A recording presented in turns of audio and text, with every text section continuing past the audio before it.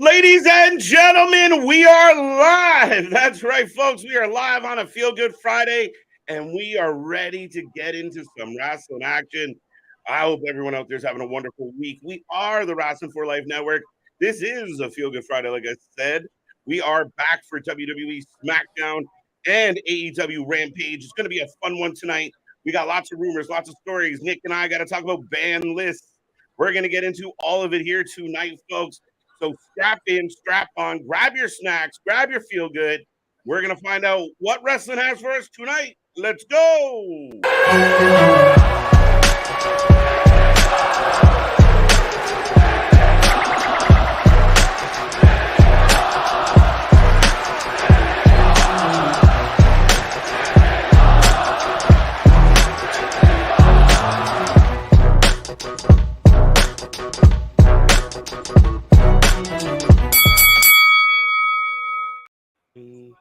Ding, ding, ding. We are live. We are live. We are live, folks. Like I said, we are the Wrasslin for Life Network. We are the channel for fans, by fans, the channel that just covers more live wrestling than any other channel out there.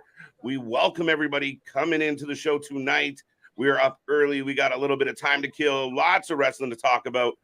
And, you know, we'll get into the rumors, the fun stuff. And we got a whole weekend full of action coming your way here at the channel. So before I say anything else, make sure you click like, subscribe, give us that little thumbs up, and join the family. Other than that, I am Mr. Every Night, KJ White, the Iron Man of YouTube. Happy to be here again, and Big Nick. Ladies and gentlemen, boys and girls, children of all ages, the Wrasslin for Life Network proudly brings to you its YouTube tag stream champions of the world, the Every Night Delight, KJ White. I am Big Nick, and yes, you had me over there chomping at the bit because it's been nothing but nonstop news in the wrestling world, plus SmackDown has very much always over-delivered, and we've still got Jey Uso on a warpath. Warpath. Yeah, that's WWE's wording, by the way, not mine or ours. Right.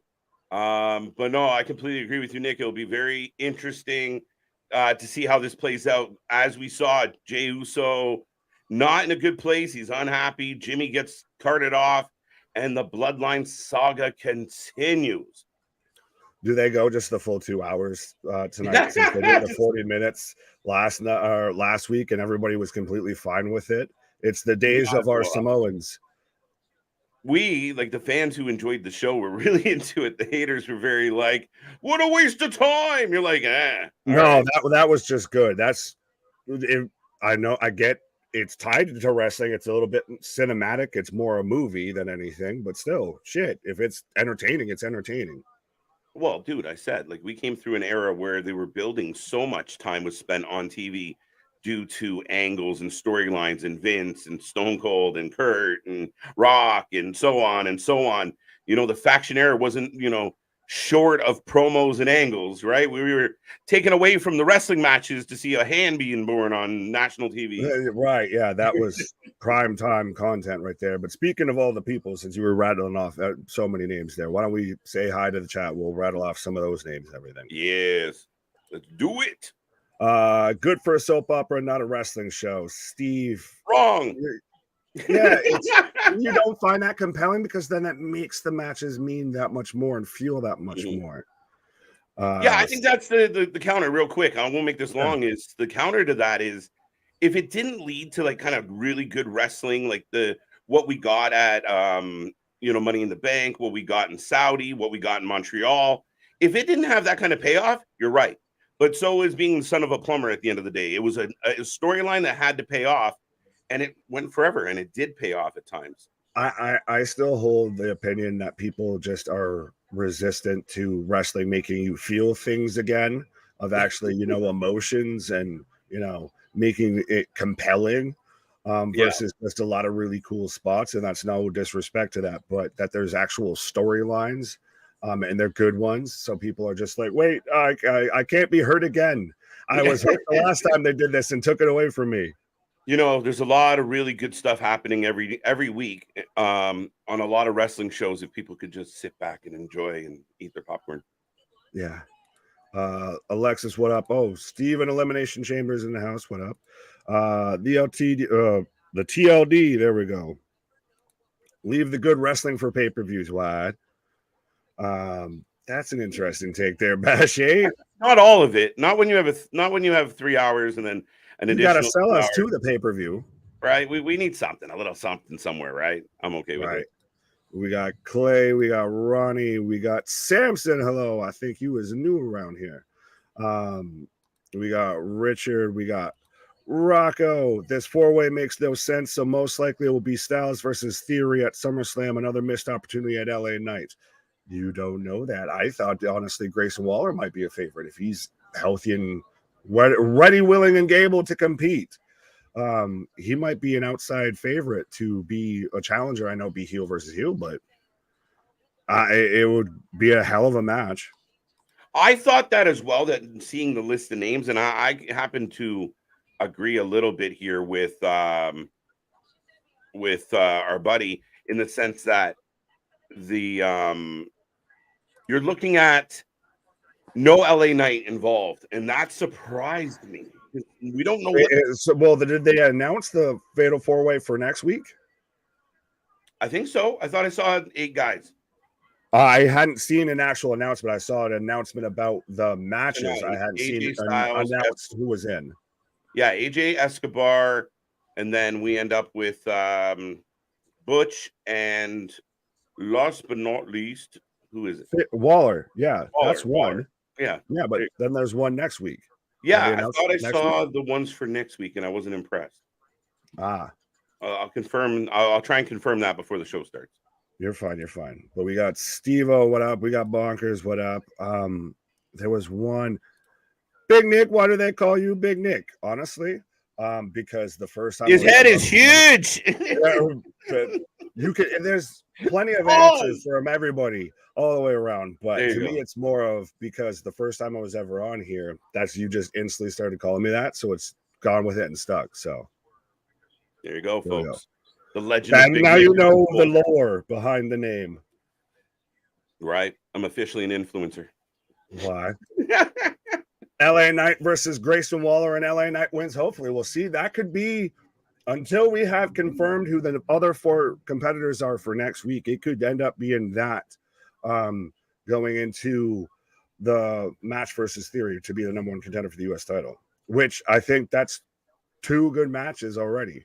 Yeah, it'd be very interesting. And I mean, they're really trying to, they're seemingly trying to build up, Grayson Waller. He had that match with Edge last week. He doesn't win, but he gets the rub. So, yeah, I mean, legitimately, could it be LA Knight and Grayson Waller? Could be. I mean, could this lead to like Grayson Waller and Theory working together to stay away from LA Knight? I don't know. Could it be that there's very much now almost a stereotypical image to be over, at least in WWE, if not specifically on Friday Night SmackDown, with Austin Theory, Grayson Waller, and LA Knight all seem like they could be cousins, or at least they hang out together. They're friends. They're friends for sure. This is like my nephew and my nephew's cousin. Like that's Ezekiel. When all we're missing is Ezekiel. Right. But Steven's saying too many Steves in the chat. What? Well, there's normally a bunch of Larrys too, so that's how you know he's popping, when people's got multiple names watching you. Well, at least we got Chambers. We know that's Elimination Chambers. Steve G, we just call him Steve. So there you go. Mm-hmm. We're working through it. We're doing our best. Steve O. Well, I mean, he's got the O. Right. So yeah, I mean, we try. We got Larry 1, Larry 2. We got a couple of Victors. We got a Joe and a Joe. Right. We got a Joe and a JoJo. We got, Big Alexis. There's a couple people that go with that too. But yeah, I was about to say, it sounded like you were saying AEIOU with Steve O's got an O and Steve G and I like to Steve at Elimination Chamber. Yeah. Right. Why? But where was it? Bash 8 had a good question, because I know you mentioned this even in your little intro. Yes. So the new AW rules, if we want to call them that. Guidelines. Opinions. I'd like to refer to them as guidelines for accuracy's sake. Okay, fair enough. Thoughts and opinions. You know what? We talked a lot about this. I talked a lot about this last night before Luna got on. We talked about it briefly after, like throughout Impact.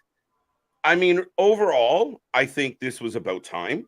I think you needed stuff like this. I talked about the example of you being very off-put by what Daniel Bryan did. Right. A lot of this comes down to, legality, liability, plus preserving your own people. So I don't think it's as big of a deal. I'm really surprised that certain people are like, this sucks. Can't believe they're doing this. Anyone that says that sucks, you're an idiot. Just putting that out there. Granted, I feel like half these rules are MJF exclusive rules of like going up and smacking the hat off the fan, throwing the drink on the kid. Like, I feel like that's a little bit more of like, no, Max, you can't do all of that. But it does. I think what makes it interesting is because it was so publicly known versus everything that's been banned with WWE is all speculation. It's all rumor. It's all hearsay and everything. To have an out and outright list of what is not allowed anymore in AEW, A, was honestly needed, like you said, but B, it's interesting that it's so public. Yeah, the public side, but we've always said that with AEW. There's so much things that have happened within AEW, either by their own fault or by their friend's fault, become public. And then we're like, why do we know this? Like, why was this not just a thing that happened and no one gives a shit? Like, not everybody's company puts out a press release when they change some HR documents. Like, when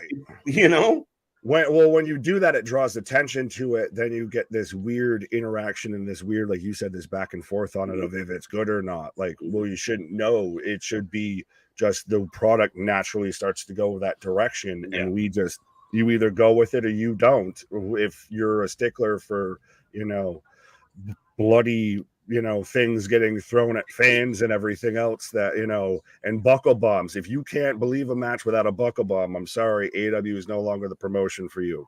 Yeah, like shit. Now the interesting thing is Blood and Guts is next Wednesday. I wonder how this will impact the overall performance. Like, people are going to show up expecting everyone to be in ballerina outfits and not hitting each other. Like, well, Moxley's screwed. Moxley's screwed if there's a Gus to win or anything. But dude, I said this to Luna last night, man. Like, Moxley's entrance is through the crowd. He takes a big old swig of water, spits it everywhere, chucks the water bottle into fucking God's country, doesn't think twice, and then storms out to the ring. Will that come to an end, I'm guessing? Like I said, it's the Maxwell Jacob Friedman rules of you can't throw drinks on kids, you can't smack fans. Right. I think that's more it.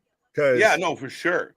Much like even with the rules of a professional wrestling match, we know AEW plays fast and loose when it comes to rules. So I think there might be exceptions. And how hard do they hold contempt on this? Or is it just, well, some guys can do this, some guys can't. Yeah. Which I don't mind either. I think even like, hey, Tony, we're going to do 14 super kicks this match. Nope, sorry, I don't want you doing that because the Bucks are on later and they're going to do a whole shit ton. So can you find something else to do? Like, to me, I'm okay with that type of policing within the organization. Yeah, but I don't think that that's what Tony does. I don't think that A, will happen, or B, if it did happen, how half that locker room would react to that, honestly. Right. If not more than half, because they've never had that in now 3, almost 4 years as a company. Someone sat there and all of a sudden, no, you're not doing this spot. No, Mox, you're not blading for the umpteenth time. No. And everything. You're not having skewers jabbed into your head. They're not going to know how to handle that. Exploding shoes, spiked shoes. Yeah. Like, seriously. There's so many different things. But now there was a long list of items that were under approval. So I was surprised to see like a pile driver or a tombstone needs to be approved by Tony. I was also surprised to see like chokeholds and choking. So every time, like, hey, Tony, can I do my finisher tonight? Can I do the Can I do the cocaine crutch? Yeah. Can I do the bulldog choke? Can I do the cocaine clutch? Yeah. Right. Like, what do we do? But now, do you think, sidebar, do you think that this is coming through AEW and Tony Khan? Or is this Warner Discovery saying, hey, Tony, you might want to start doing some about this? I 100% believe it. And I said this last night, Nick, with the relationship that's growing, and both sides seem very content with this relationship. Which is good for business. Because Tony can just move his shows around whenever because ain't anyone fucking watching anyways.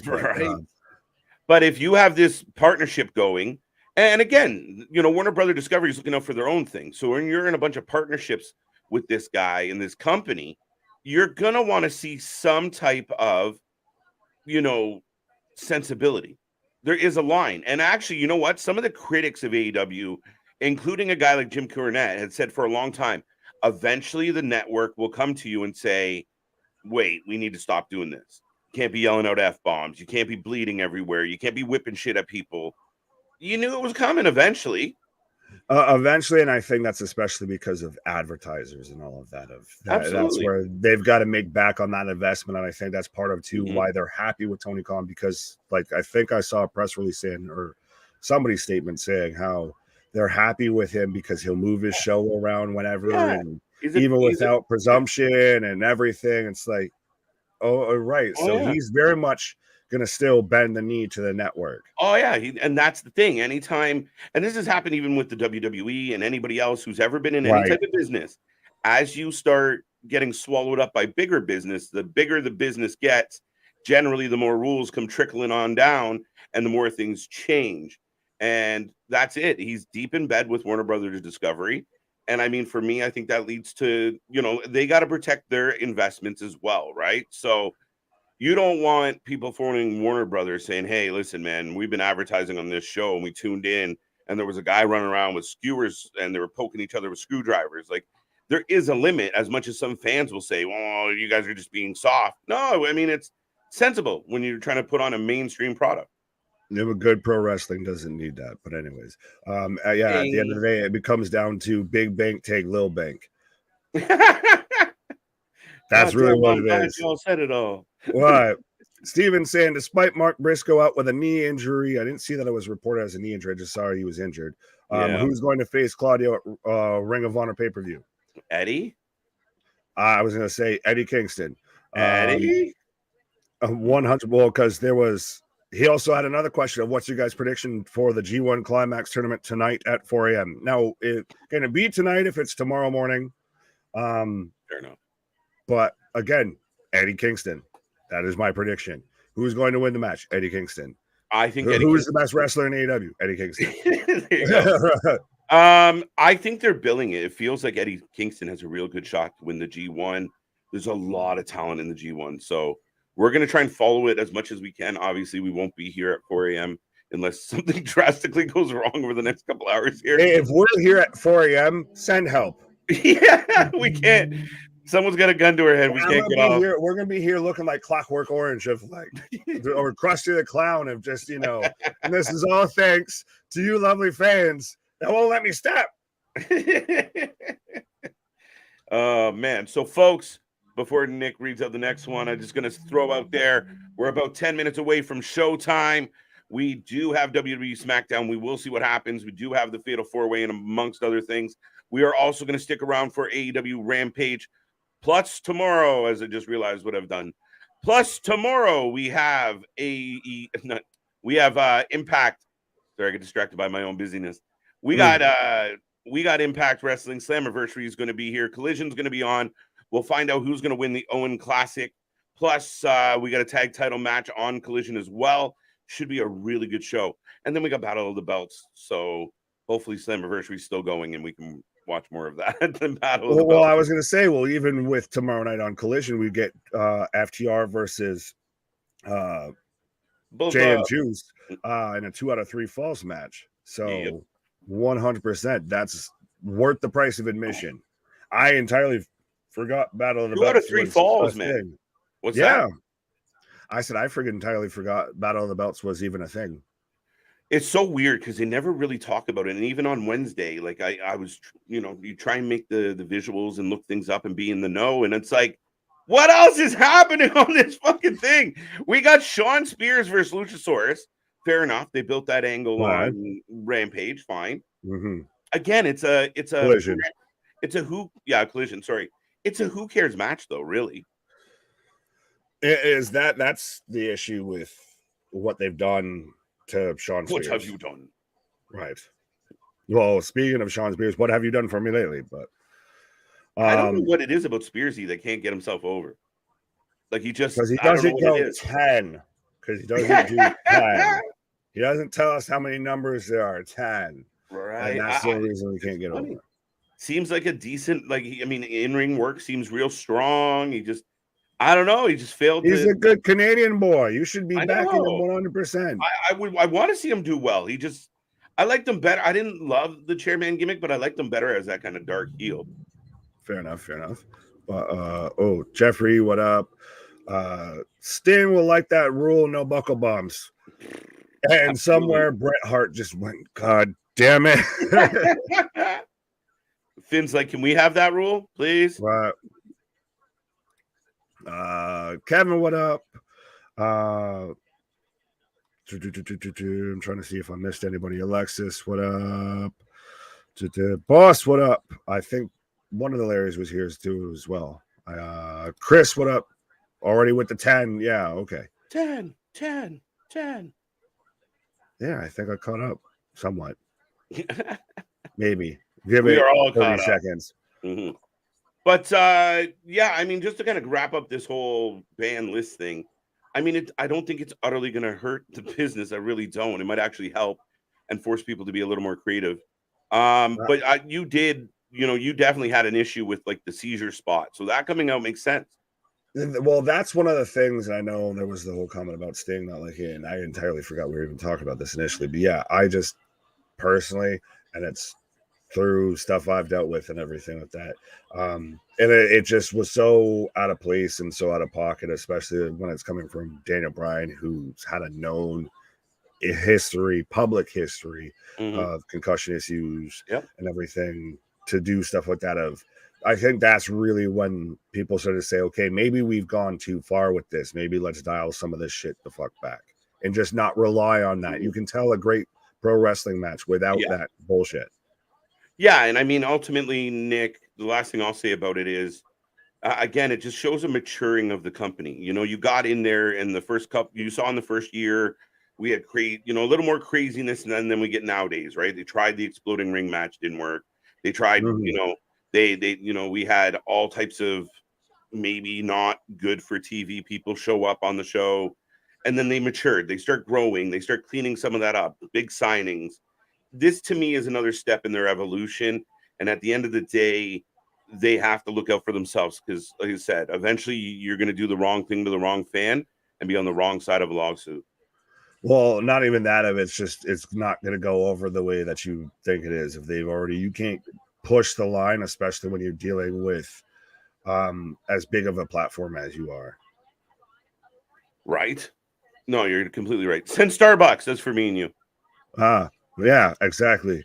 Charles, fellas, what's up? Finishing up my workout. And then instantly boss is like, I work out. Oh, a guy. Alexis saying Jericho became creative. No, I think he's just always worked in creative. I get what you're saying, but yeah, Jericho's never been creative since WWE days, honestly. Right. I'm assuming that was tongue in cheek, but I really feel like we're getting a babyface push here for Jericho, which I don't know how I feel about it. Why will the man not take a break? Why do you think that? Oh, I think he's going to go against Callis. I think to me, the way Jericho works, why would he? I mean, it would be crazy if he does go with Callis, and maybe he does that because it's the last thing I would expect anyway. But I honestly feel like with the speeches he was given and letting the Jericho Society go on your own, do your own thing, and turning his back on Jake Hager, I feel like he's going to try and make a babyface thrust. You don't. Well, no, because that's already Sammy's trying to do that. You don't think that the leech of the AW roster isn't going to try and instantly latch on to what's right now being pushed as the biggest thing in the company? He's going to be right there next to Takeshita. That's going to be his new little apprentice and everything. He's going to be right there with Callis. And so then he can switch over whenever he hopefully decides to just be a voice and a manager. Callis gets pushed out and Jericho takes over. It writes itself. Placate the ego. You have to not think like a sensible wrestling fan.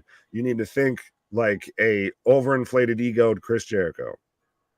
Yeah, I mean, I got nothing to say to that. I mean, realistically, on paper, and whether we like it or not, the combination of them two would probably go nuclear. Like it would probably be hot as fuck. And Don Callis already getting a large amount of heat. You got a valid point for the clout sucker. You know, we always think baby faces, but very valid point. Of like, AEW is the company of heels. MJF is the heel in the top act. CM Punk is supposed to be a babyface and still technically a heel. The Elite are a heel to half the audience. Chris Jericho is a heel to half the audience. It's a company of heels. very valid, man. And you're not wrong. I mean, it's a very interesting dynamic. I literally got it'd be very interesting if they went that way. I mean, like I said, No, I think everyone outside, everyone past JS, they take the breakup and they go babyface. He goes mega heel. He goes Super Saiyan heel. Tax on. I'll show you. He goes Kame, all that. Drop the song. If you join Callis, you drop the song. But no, is that the only way you could get Judas booed? No, drop it all together. Fuck it. Prove a point. Man up. No, he that ego toting son of a gun to sit there and I want to hear myself. You know what? It's to myself out to the ring. It's funny, Nick, because I never really thought, like, you know, you've heard me multiple times talk about the clout sucker and how he's kind of made that his MO, blatantly made it his MO, and people are like, no, you guys are crazy. He's a legend. What have you done today for me? So, no, I think we've talked about a lot where I just never put Callis in that context until you kind of explained it there of like, oh, wait, fuck, Callis does have a shit ton of actual heat.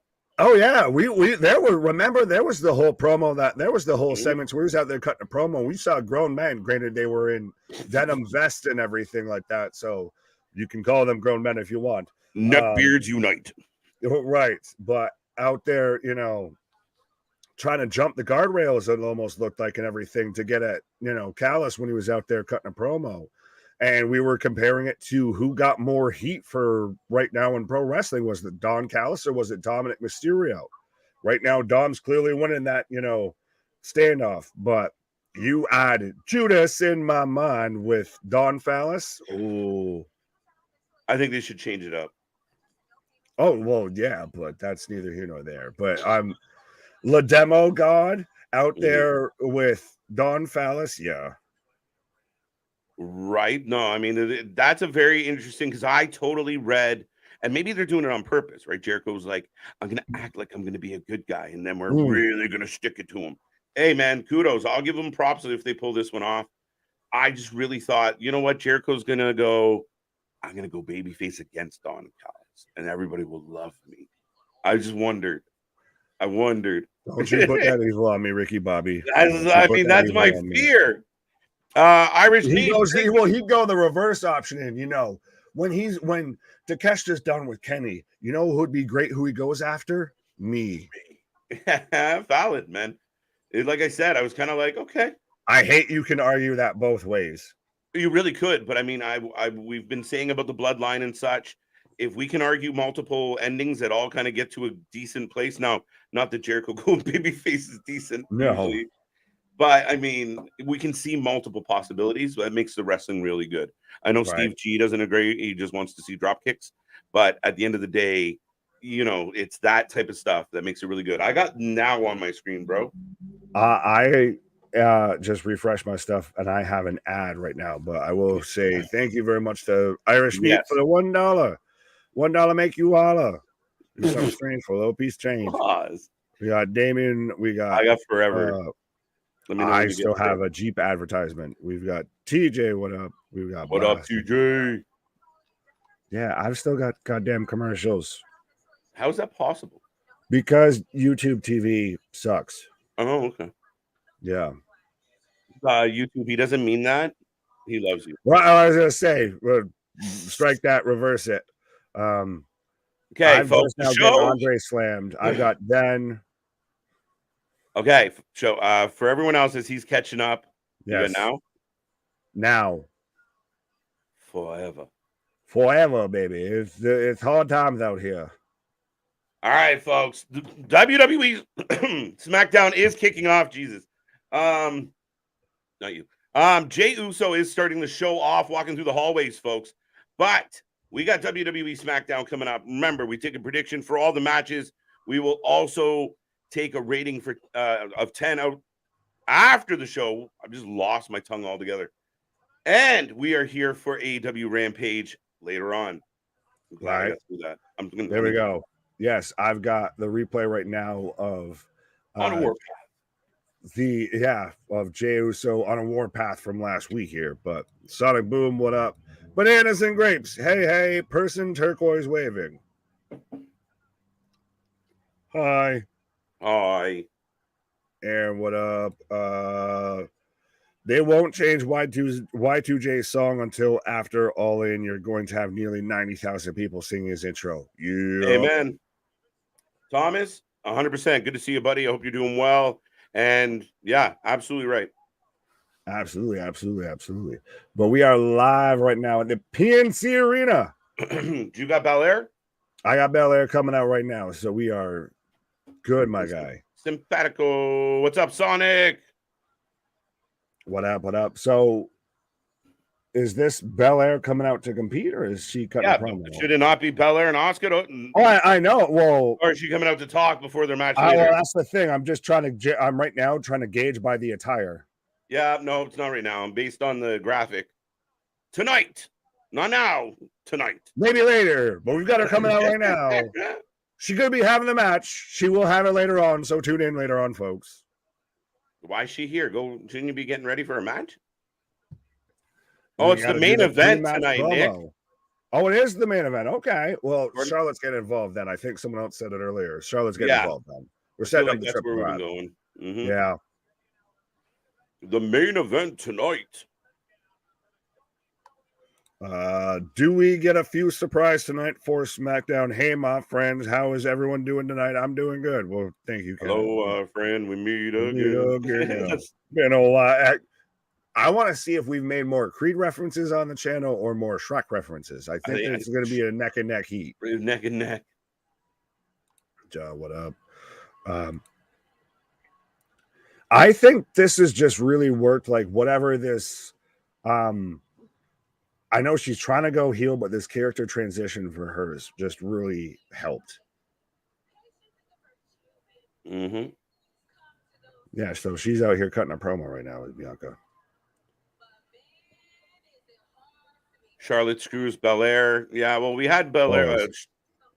She got we saw issues at Money in the Bank start this whole situation, which not started but escalated because it had already been ever since the night Charlotte came back. There's been an issue. So, Nick, I think we're getting a triple threat at SummerSlam. I think we're getting a cash in as well. Oh, really? Let's go. After the match? Let's go. That would be a huge moment. I don't want to turn that away because I kind of want that. Right. That'd be really cool. But I think that might be stacking a lot on a lot on a lot. Remember, Io made her big return last year at SummerSlam, right? It was the big story of the damage control. That is actually really accurate. I entirely forgot that that's when that happened. It wasn't Clash. It was SummerSlam, was it not? Yeah, no, it was SummerSlam. Okay, so I'm not crazy. Yep. Yeah. In a year, Jesus Christ. Yeah, because it was after Becky beat Bianca and you did the whole 8-second shit. Woo! Louis, what up, wrestling fans? Louis is here on time for once. Kind of. I was going to say, let me look at my watch. I see 8:05 on mine. I don't know about you. Welcome back, Louis. All right. Joe Black, why does Charlotte look like a man? She look like a man. Talk like a man. No. Charlotte is, as we've gotten into heated discussions on this channel, is, I would say, arguably right now, the GOAT of women's pro wrestling. Yeah. No, I mean, Charlotte is the queen for a reason. I know she takes a whole lot of heat, a whole lot of, she's not as good and she's only there because of her name. And I think that's very simplistic. She looks amazing. And Belair looks amazing. This is an ongoing situation. I don't know if she's going to get the belt as much as, you heard the people, Nick, come back and just hand her the belt. She don't got it yet. Well, that's when we get the triple threat because we have a fantastic match and then she happens to go over and it fully turns, Bianca heel and Asuka just floats off into the abyss like she normally does because of WWE creative. I think it'd be awesome if Charlotte won it for Io to take it from her. That would be a huge moment, but it does it. Would it be more impactful if she took it off Asuka? No, because I think then that leaves the door open for Asuka to say, hey, that's my belt.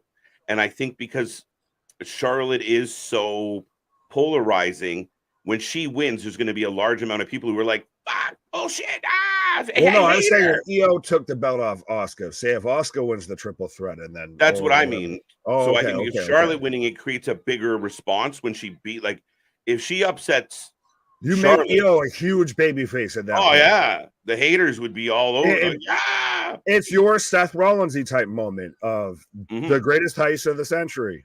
I like it. We'll see. The queen has arrived. Why? Even her little hand posture and everything, she's becoming more and more like her father, honestly. Well, no, her Charlotte, she's over there. You know, baby. They are in North Kakalaki, by the way.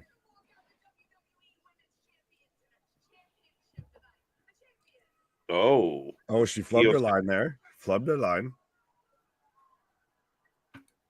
Small mark. All right, on board of Charlotte already. Go back to the bench. Woo! Oh.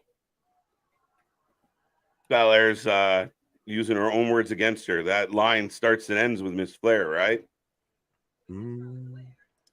Chef, I agree with you, though. Saying, damn, Mio. How you doing? Montez don't kick my ass.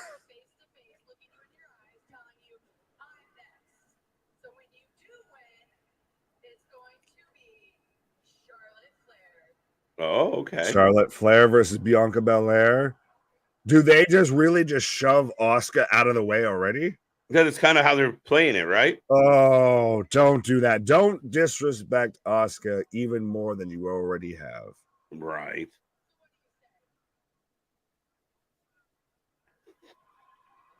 Shit, when you move stuff around, man. Yeah, no, I've been there. Trust me. Driving me nuts. Triple H had Vince's Golden Girl. Triple H and Vince's Golden Girl. No, I think she's just the Golden Girl of when you also still have that name attached to you. You still do have to live up to the hype.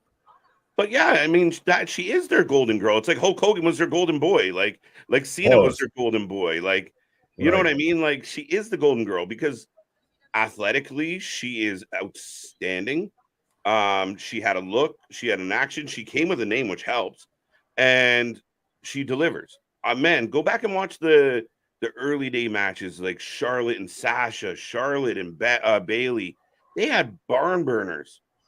So we're just gonna push Asuka to the side here because maybe. Well, we're already setting up. They're agreeing right now of if Bianca beats Asuka tonight, that at SummerSlam it's going to be Charlotte Flair versus Bianca. So, punch your tickets early, folks. I feel like they just gave away the ending of the main event here. It feels that way for sure, but I don't know. I think Asuka's going to have something to say about that. What a weird kind of flat segment to start the show. Yeah. Like, it was just like, couldn't we have done that in the back? Like a backstage? Like, I got a problem with you. No, I got a problem with you. Handshake, bye. Like, what the fuck? Well, it's super interesting or anything like that, or even if they, rather than, as KJ takes a pause for the cause, I'm saying if they would have done that and just had it be a back and forth standoff after the main event, right at then of, you don't need to do the, if she wins, then it's going to be her versus Charlotte. Just do it when she wins. If she's going to win, just do it when she wins. I hope that they don't just make Asuka again a transitional champion, but again, we're hyping up Jey Uso on a warpath.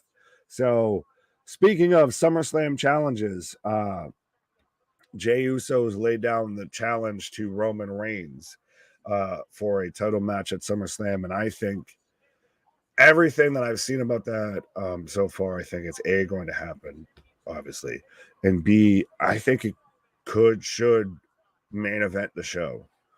But I just got an advertisement for the Fatal 4-Way for the U.S. title. Oh, we got the Brutes backstage is what I got right now. The first segment felt like one that sounds better when edited as a premium live package. As a video package, yeah, it's one of those of you could have skipped to the highlights and the high points there versus just letting it, go the way it went. DX dressing up as the Golden Girls would be so hilarious. Ronan, what up? And how did we get there? Could EO cash in tonight, leading to a fatal 4-way? That'd be interesting. Interesting, yes. Unlikely, yes. I think that if they're gonna have EO cash in, it's gonna be at a premium live event. I hate that I have to keep calling them that instead of a pay-per-view, but it would be one of those huge moments. You're not going to get like I think it was Ziggler that cashed in on like a Raw when he cashed in. You're not going to get those moments too much anymore. Up next, we're getting the Brawling Brutes versus Pretty Deadly, which means that we're cutting to a commercial break right now. I can tell, but you can let us know early on in the predictions who you're taking, whether you're taking Sheamus and Ridge versus Kit Wilson and Elton Prince. I think I actually got their names right instead of calling them just Hans and Franz. But I am in commercial right now. Juice, what up? Keyshawn, I think Waller Styles is going to win the Fatal 4-Way. Yeah, I think they're the odds-on favorites. Damon says, Brutes for the win. Boston, Brutes for the win. Small Mark, Brutes for the win. Everyone's taking the Brutes. Steve G is taking the Brutes. So then I, of course, will have to be the contrarian because I know even KJ probably won't take him. I will take Pretty Deadly to win. I think they will get a fabulous, flawless victory and start going back to a tag team title shot. Just to be different and difficult. But I am in a commercial break right now, folks, so I will remind everybody, we are 100% the channel that covers more professional wrestling than anybody out there doing it, and especially do it live all the time. And we still just grown. We're just barely over a year old, folks. We're still getting our legs underneath us, and we're still bringing you nothing but as much content and as much top of the line content as we can. We're still big things popping, little things stopping, up to something season, never sleep. So absolutely be a friend, tell a friend, like, share, and subscribe. Hit that like button, hit that bell notification. We got all the clicks and the links and everything for you. We got the TikToks, we got the Instagrams, we got the Twitters, we got, the Discords, we got, a merch store. We got even in the membership if you want to just help support the channel and everything. And, help us keep it on doing what we're doing and keep getting bigger and better. But absolutely, I appreciate everybody that's here right now. How y'all doing on a fantastic Feel Good Friday night? And it's weird that, is it just me or does it SmackDown still feel like it has this weird lack of a tinge, or like it's not as big when you don't know if Roman's going to be there or not? Like when Roman's not advertised, it feels like it's got that little bit of a maybe. No Knight for U.S. title. I hope they have something better for him because Knight needs to be on this show week in and week out. Well, if he wins the U.S. title and then defends it week in and week out, then what are you going to say? What? Yeah. Very much.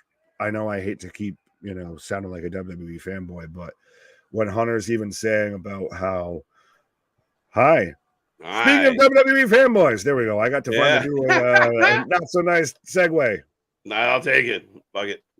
But so, Boston was saying how he doesn't want LA Knight for the U.S. title. He wants him there every week. And I was saying how Hunter mentioned at the press conference that they still have plans for LA Knight. Like, again, just because you didn't get what you wanted out the gate doesn't mean you're not going to get something good at the end. Yeah, true. And I think part of Boston's thought is, if anyone has saw the other four competitors, I could have sworn I saw them, and that's what made me. You met them up with the vitamins. They don't exist. That's right. When we're going to get LA Knight. Yeah. I'm going to pull it up. I'm going to find it. Because I remember thinking, oh, no, LA Knight, that is really bad. No, you're just going to find all the other, LA Knight commercials and everything that's been going around of, oh, did you notice LA Knight was in this? He was in this. He was in Brooklyn Nine-Nine. He was over here. Yeah. This man has been everywhere. Well, when you're trying to beat L.A. Knight, you are, of course, going to be out there in Hollywood. Right? That's invitational. They literally start their song off with just "Yes, boy." Did I miss that beforehand? Pretty deadly. I saw we got a lot of predictions, a lot for the Brutes. I'm actually picking Pretty Deadly. I thought you were going to go the complete opposite way, honestly. That's literally why I picked Pretty Deadly, because I was like, I'm going to go against the chat. No, they seem to be liking them. Like, they seem to be pushing them. So part of me wonders if we're going to continue to see them kind of get, heelish wins for the next little while. They are talented. I think it's the gimmick that throws everybody off and really, I guess, pushes people away from it, to be honest. Because in ring, they're good. They can go. Like, there's a reason why they were viewed as a top tag team in NXT for a good bit. Yeah, and it was funny because I felt like they never really got themselves over with me in NXT. I didn't see a lot of them. What we did see, again, I was kind of like, I don't know. Like, we've seen this type of gimmick a lot over the years. But now, since they came to the main roster, I find them a little more palatable for some reason. Well, I think that goes back to even when they were on NXT and everything, that we very much at times even mention of, like, especially when they're getting towards like the, loser leaves town type matches and everything of, oh, well, they're going to just clearly jump to the main roster here. It was never of, oh, they still need to be in developmental. They've just always seemed like a main roster act, I guess. Yeah, fair enough. Maybe, but we have begun. After a giant disco ball. Dale, what up? J-Boy, those guys use the middle bathroom. Cool Beans Wrestling Friends. Why? Cool beans. Aaron's taking Pretty Deadly. Well, Night is popular. Why? Oh, I missed where we're going. Rolling Senton, one deadly over the other deadly. And Wilson gone. I'm just about to get that. Now. Oh, Sheamus dumps Kid over the outside. Back in the ring. Nope. Sheamus not having any of the arm drag or the hip toss, sorry. Big clothesline. Yep. KJ and Big Nick, do you think Dom wins his NXT match Tuesday? It's possible. It really is possible. I'm trying to remember what his match is. Is he not going to fight Wesley? That's the thing. I knew he was. I couldn't remember the match. That's all. So yeah, I think it's Wesley. It could happen. It could happen. Do we just go full fait accompli, full circle here, like what we thought before? Right. Of Dom just goes to NXT. Well, I mean, they could. Apparently, they're planning to have them hang around there for a while, so he could be part of that, right? Like, if they're in and out of NXT for quite a bit, it would be very interesting. Oh well, it's going to be really interesting if that's a group that goes between NXT and Monday Night Raw, because even Christ, we saw it with our numbers on the channel and everything with that of you put the Judgment Day anywhere and people are going to pay the fuck attention. They may all just be trying to eye mommy, but they're going to, pay attention. You're looking for a reason either way. Right now, Pretty Deadly is in control.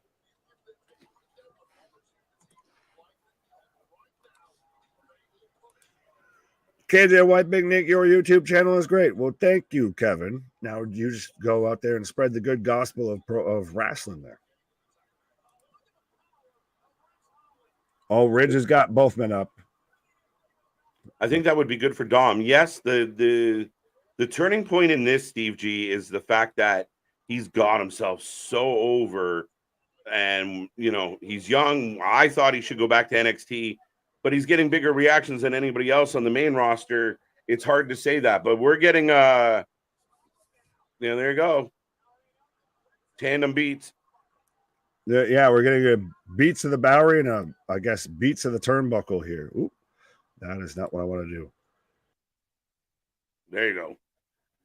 Well, Night is popular, Dale. What did Dale say? Pretty Deadly, huh? Okay, which one's Vanity Smurf? The other one's Smurfette. We don't quite know. But we did go to a commercial break on this match, folks. We got a title match going on. Nick's taking a pause for the cause, and we are rolling through the first little bit here of SmackDown. Okay, start to the show. Not every show is going to come out like fireworks. So, all right, we'll see where this goes. Rumors are WWE wants to turn LA Knight babyface. They have to. They have no choice, in my humble opinion. I think they've tried to play him as heel, and it's just not working. He's too over. People want to do the Yaz. People want to do the People want to do all that fun stuff. And him trying to be heelish just isn't working. The crowd's too excited to see him. They're chanting for him. They're cheering for him. And not in that he's a cool heel kind of way. He's a baby face. Just make him a baby face. Ride it. I don't know what the hesitation is. Triple H said be patient, but let's get to something here. Let's move this guy before, the shorter attention span of the audience gets pulled in another direction.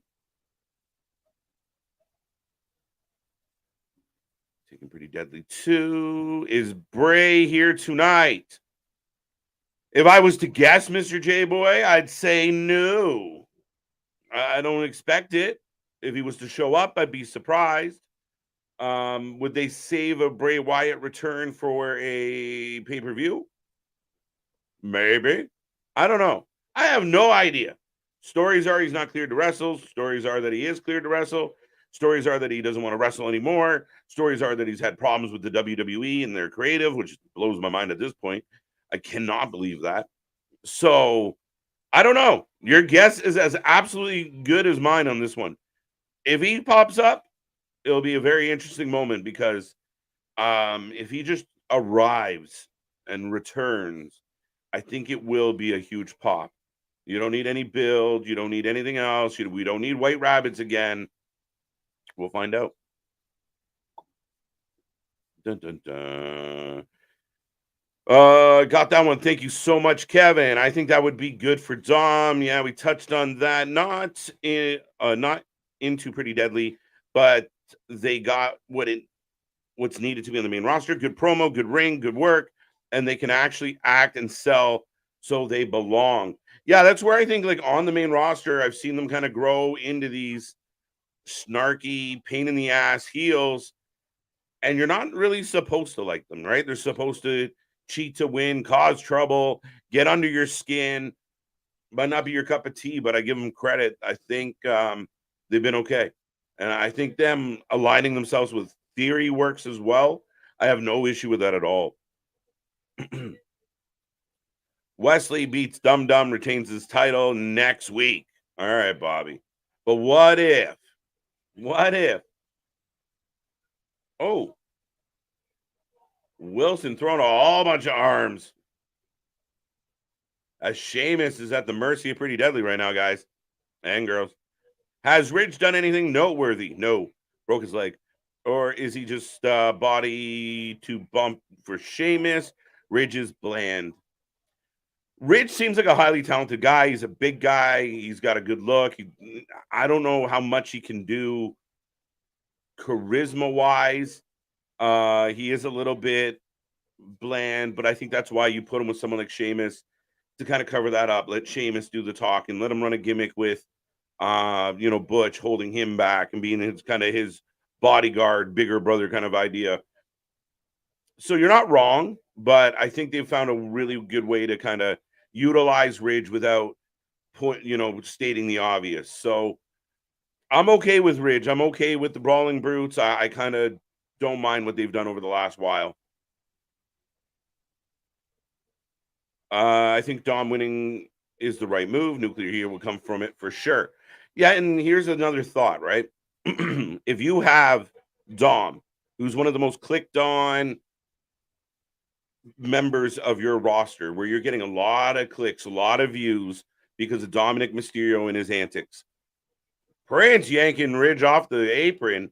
Sheamus abandoned, still stuck going it alone, no tag. But if you got this guy who's getting a lot of notoriety and looks, and you let him win that title and hold it for a little bit, he comes up to the main roster, shows up on Raw wearing the North American title. Again, you want people who don't know any better to go, where's that belt from? Where do I get this? What show do I watch to see that belt? Who's that? What are they talking about?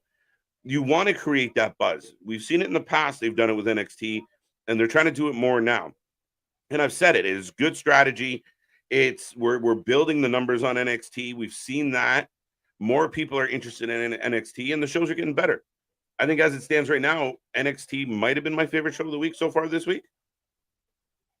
I thought it was really good. Pretty Deadly. I don't like the gimmick. Not a fan at all. Yeah, but I think that's what they're going for, right? You're not supposed to like them. They're a pain in the ass. They're annoying. You kind of want to get them off your TV, but they're not going to go away. They get a reaction, and they stand out. And then you know what? The in-ring work hangs. They hold their own in ring. So have faith, folks. Remember, we're not supposed to like the heels. I wasn't saying I don't want Knight to win the US title. I didn't think so, Boston.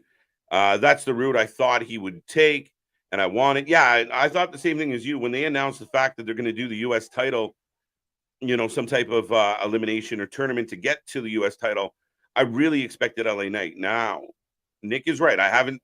What I saw was a call out, and it had 8 people on it. The other 4 were this match here, this tag match. So that was my bad. Nick was right. Vitamins are at blame. Sheamus off the top to the floor, rolling him back in. Uh-oh. Rage, big scoop. But yeah, no, I think everybody wants something good for LA Knight. And a lot of people are trying to figure out what it is. I think at the end of the day, I think, oh, wait. Sheamus gets dumped to the outside. And I think that's Prince who's taking the turnbuckle off. LA Knight should be a tweener, I think. Yeah, oh, Rich hits the turnbuckle. Yeah, playing the big leg drop, it's going to be over. And Nick and I will collect a point. Pretty Deadly with the win. They cheat again. Boo. Nah, it was all right. It was all right. Decent match. Nothing to write home about, but not bad, not bad. But he kind of naturally ends up a tweener with some of his shticks, right? But as long as he's got the crowd in the palm of his hands, I would argue he's one of the top 4 or 5 people in all of wrestling as far as getting the crowd out of their seats. I mean, WWE goes to Saudi Arabia, and at the press conference, they're chanting LA Knight. It's things like that you have to take notice. Triple H taking his time to explain to people that he's got a plan. Well, they better have one because people are going to, again, it fades. There's a law of diminishing returns if you don't capitalize. Strike while the iron is hot. Every time you open social media, you'll see something about LA Knight. It's crazy. Bray is cleared for Mania 42. Yeah, right? There we go. We're hopeful. Eventually, he'll come back as the Gray Rabbit. Confuse everybody. Right now, I'm getting a progressive match flow. The repeat of last week's Grayson Waller Edge matchup. Why do you think returns first? Bray, Randy Orton. Who do you think? That would help if I could read. Who do you think would return first? Bray Wyatt or Randy Orton? Randy Orton. I have no idea what the hell's going on with Bray. Bobby Lashley has not been on TV because creative in WWE. Doesn't surprise me, Dale, and I say this all the time. One of my biggest pet peeves in the wrestling world in 2023 is when you hear these reports of creative has nothing for them right now. What do you mean? Again, that's your job. You show up at Dairy Queen, you have some ice cream for me, right? It is your job to provide me what I need. If your job is a writer, provide the creative. I don't have creative for you right now. Then get in the room and do your job and come back when you do. There has to be something here. There has to be more than, they just can't figure it out. And I think they have something on a silver platter with Bobby Lashley, kind of what we talked about with LA Knight. I think a lot of people would really like to see Bobby Lashley return to a more consistent, respectable form. And him as the leader of a heel faction with a mouthpiece where he says less is the Bobby Lashley at his best. So give us that. Let him torment Raw. right? Let him go after Roman. I don't give a shit. When he's in that mode, when you have that hurt business around him, it's formidable in wrestling. Use it. So come up with something. Don't be lazy. Do your job. I don't see him running to make a save. I'm not sure. Sheamus beat him into commercial. And we got Waller on the screen right now. If anybody was wondering at home what I'm seeing, if you smell what I'm cooking. All right, now Waller's been teasing The Rock, so that's kind of funny. Up next, Tribal Court Chaos. Man, who is coming up with this shit? The writers can come up with nonsensical catch lines for all this shit. Can't find out how to book Bobby Lashley. Figure this out. Jay's on a rampage. Like, who do these are these former fucking writers? Like, news writers? Like, how can we make everything sound terrible? Kills me. Bray had his own creative and still bombed. He needs to go back to what was working, the Wyatt family with new members. Joe, I can't refute that the last return for Bray Wyatt was a bit of a bust. And maybe part of it was that he did get hurt and we never got to see where it was going. But where it had gone wasn't the greatest of places. So, yeah, if we could just strip this down, sometimes less is more. And as much as I love Bray Wyatt, I've been a fan of Bray Wyatt. I'm a mark for Bray Wyatt. If you aren't going to get in the ring and lead that story into some type of confrontation, you're just coming out and cutting monologues. You're practicing. You're doing, art school bullshit and drama class bullshit. Get to the point. You got to get somewhere. Speaking of getting somewhere, but I was almost going to go with the AI of, we talking about practice. Not a game, not a match. We talking about practice. Right. But it's true. Bray's got to come back and do something. And I mean, a lot of talk about him going back. Even, the Shark Hunter Undertaker came out and said Bray should go back to being that guy. Yeah. Apparently, all you have to do is scowl at a shark and just be the dead man, and it'll just say "piss off." Listen, that video should come with a warning of unless you are this man and or Brock Lesnar, do not try this. Right. There are two human beings in the world that can accomplish this feat. Neither of them are you. Don't attempt this at home. The difference between Undertaker and Brock is that Undertaker stared at the shark. Brock would have picked it up by the tail and flung it. Speaking of SummerSlam, that was the SummerSlam ad. I knew exactly where you're going. I thought of that exact moment. Right. That's funny as shit. This era, Richardson, this era of fans might not appreciate the supernatural elements of Bray has to offer. It's not the 90s with The Undertaker. His in-ring work needs to carry him, which needs improvement. I would almost... You can do the spooky and do it well. Sorry, Nick. Everyone was bought in on the White Rabbit, and then they just proceeded to jump the shark with it. Speaking of sharks. Touche.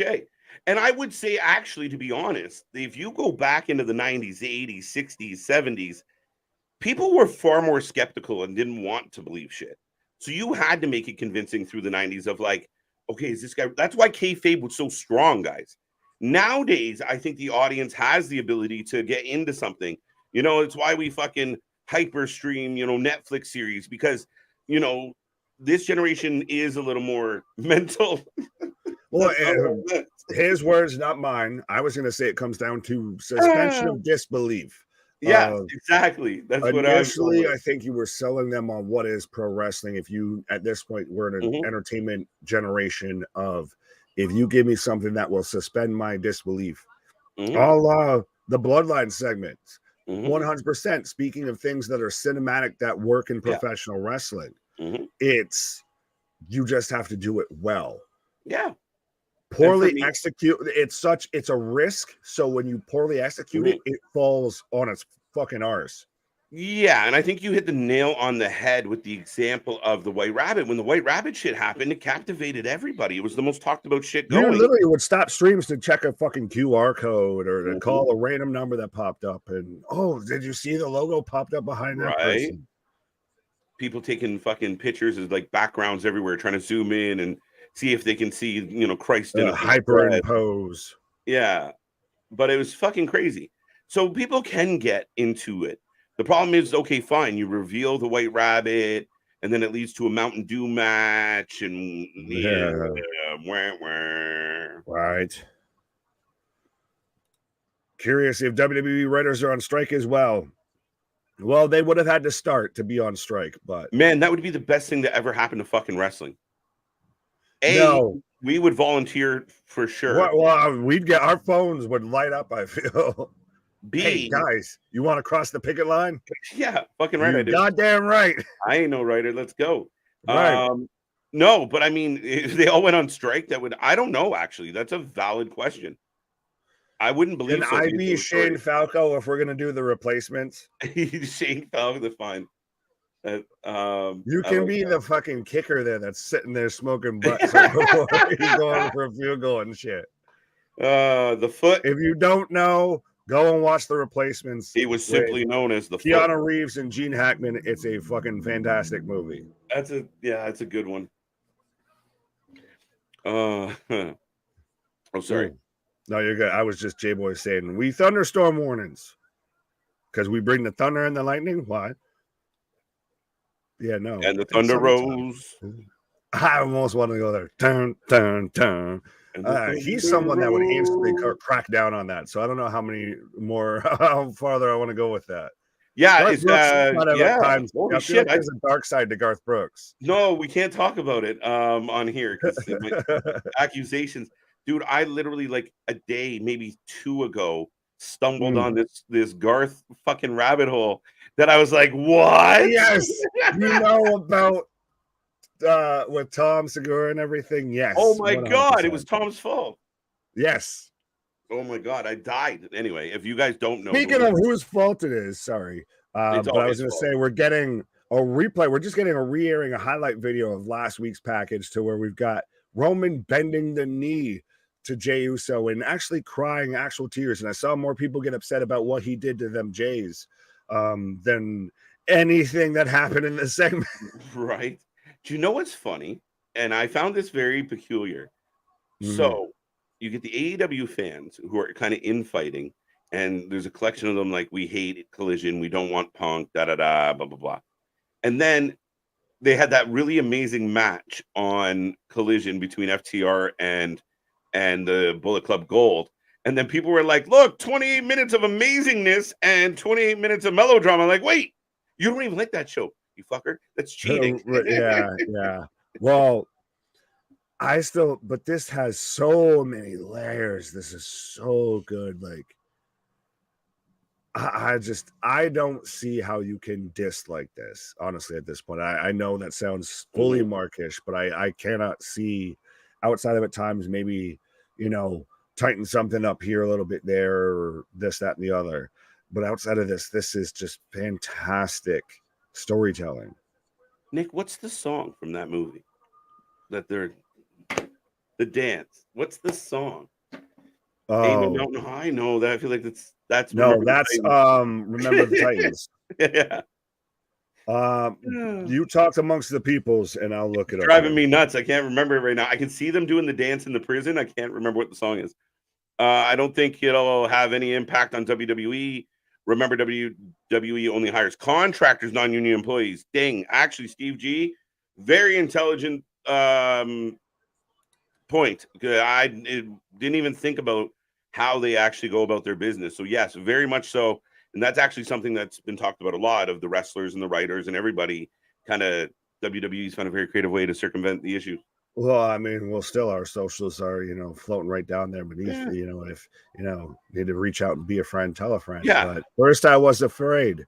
I was petrified. That's what it is. Thinking, how could I ever live without you by my side? But then I spent so many nights oos and it made me realize, and I grew strong. And I can't help but stop and so you're back from outer space. Anyway. I was going to go into the whole fucking thing. I wasn't even knowing if I was on the right lyrics, and I was just going. That was a whole vibe right there. Here we go. Mandy Rose NXT outfit sold for damn near $23,000. Why? Because people are perverts. I'll say it.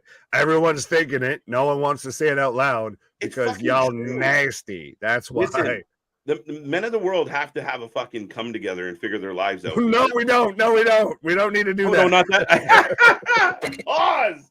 Maybe that's what it is. They're all gonna get this. Right. It's literally, we can't get past that. We're getting emasculated We come everywhere. together right now. We're just like marginalized. No, pause. No. We all gotta come together. Pause. No. Well, speaking of coming together, pause. Accusations. Why? I've got Adam Pearce and Charlotte Flair coming together right now backstage. Charlotte's walking. She's leaving the arena. Why? She feels good. Feel great. Which means she's gonna fucking show up at the end. Hey, Bailey. There you go. And Io's holding up the briefcase. We could see it, baby. Or at least she tempts it. She teases it. Oh, and Bailey walks off doing the woo. Oh, so Charlotte says, well, yeah. I'm not going nowheres. Thank you, Polo. You didn't need that, though. You could have just had her then fucking surprise and show up. You didn't need to have her come back and say, well, on second thought, I guess I'll stay. Like, no, be a surprise, goddammit. Bailey for the win. I'm going to say Bailey for the win, too, on this one, Nick. Bailey needs a fucking W. Excuse my language, folks. Fine. Fine. Well, I want to disagree with you, but it's kind of hard, too. But for the sake of being difficult, because it's become karaoke night here a little bit, I'll take Zelina Vega. Fair enough. Breaking news: Jimmy Uso has ruptured rib cartilage and is out indefinitely. All right, okay, nice fake report. I like it. Right, from the kayfabe doctors. Which, by the way, I think Big Dog mentioned. Now I'm getting an advert because I couldn't confirm before. But so next week, Friday Night SmackDown will be on FS1 instead of on actual premium Fox. So 100% you should be here double time, because if you can't get FS1, we got you covered with anything and everything going on. It's true. Don't miss out, folks. And that's just like this weekend. We're here tomorrow. Triple header. We got AEW Collision. It's going to be a good night. This is like the biggest episode of Collision to date with what's going on the show. So I can't wait for that, Nick. Battle of the Belts. I mean, it is what it is. We'll see. Hopefully we get some fun. And then, some drowsy going on. Right. But and then we have Impact Slammiversary. Nick, before we move on, I have to ask you, and I know Luna and I have been debating it. If Eric Young is the Undertaker, is it? He has risen. He will get zombie EY. Mm-hmm. Could it be Eric Young? I think it has to be. I mean, he isn't doing anything else, and what a olive branch of an agreement that no one's going to know was an olive branch of an agreement if EY is technically still under contract with WWE or not. And well, either way, of that, still to my knowledge, most recently the story just hasn't been used because God knows why. Creative. But they went out to lunch. They were stuck in catering too. Right. And I mean, we did see the WWE borrow Mickey. I mean, maybe. Yeah, this could be the I itch your back, I scratch yours, all that. Right. It's a little unfortunate for Impact that half their main event gets, or one of their main events gets, dissipated on the way. So no Macklin, no PCO. So we get Diener. I mean, the other options we put up were like PD Williams. I think that was the favorite, actually. I would love a little bit of PD Pump there. Wait, refresh my memory on what happened with Macklin. Macklin's hurt. He got hurt in Australia, so he's out. Oh no! Yeah, they went down under, and he didn't come back the same. Yeah, he went to a land down under. He didn't do the safety dance. Yeah, right. I like Alexa's comment. Big Nick is Scott's partner. I liked how you picked the one, the non-Canadian here to show up in Canada, but I mean, I'm just down the road, so right. But you got a 33 1/3% chance that one of us is going to show up as Scott D'Amore's partner. Right. I'd get in the ring with fucking Bully and Diener. That'd be fun. Let's go. You're gonna go through. You're gonna do the flaming table spot. I don't want him to light me on fire. Are you gonna sell a power bomb through a table better than Dixie Carter? Well, I think the best part of my selling is I'll just be like pancake. You'll be actually. I won't roll out. I'll just be done. Right. He was supposed to roll out. I couldn't breathe. I couldn't move. I can't breathe. I can't breathe. I have a pain in my chest, and I can't breathe. 20-year anniversary of the first Ultimate X match tomorrow at Slammiversary. Well, again, we keep talking about Slammiversary, but yes, it's Impact's pretty much their version of WrestleMania. It is their show of shows. It is their big show of the year. I mean, we've got, I believe Nick Aldis is challenging for the Impact World Championship. Yes. Right. So there's top to bottom a stack card on that show. Plus, not to mention on Collision, you get Gin and Juice versus FDR 2 out of 3 falls. I think that's fantastic. Yeah, I think Collision has a chance to dominate our attention for the first little bit. I'm really curious what's going to happen with CM Punk and Ricky, and I'm very curious to see what happens in this tag match. But what the hell? Bailey is still bragging about the fact that she's got a lock of Shotzi's hair. Is this going to be just the in memoriam for Shotzi Blackheart when she's no longer featured on Friday Night SmackDown? I hope she comes out shaved. They use it as a memory of they just keep coming out with their lock of hair. Right? I think she just comes out shaved head, like shock me, shock me, shock me. All full Molly Holly, full Serena Deeb. No. Let's go. WWE and Impact Forbidden Door. Maybe one day. WWE doesn't play nice with others, though. Yeah. Well, speaking of not playing nice, Tony doesn't play nice with people's bank accounts.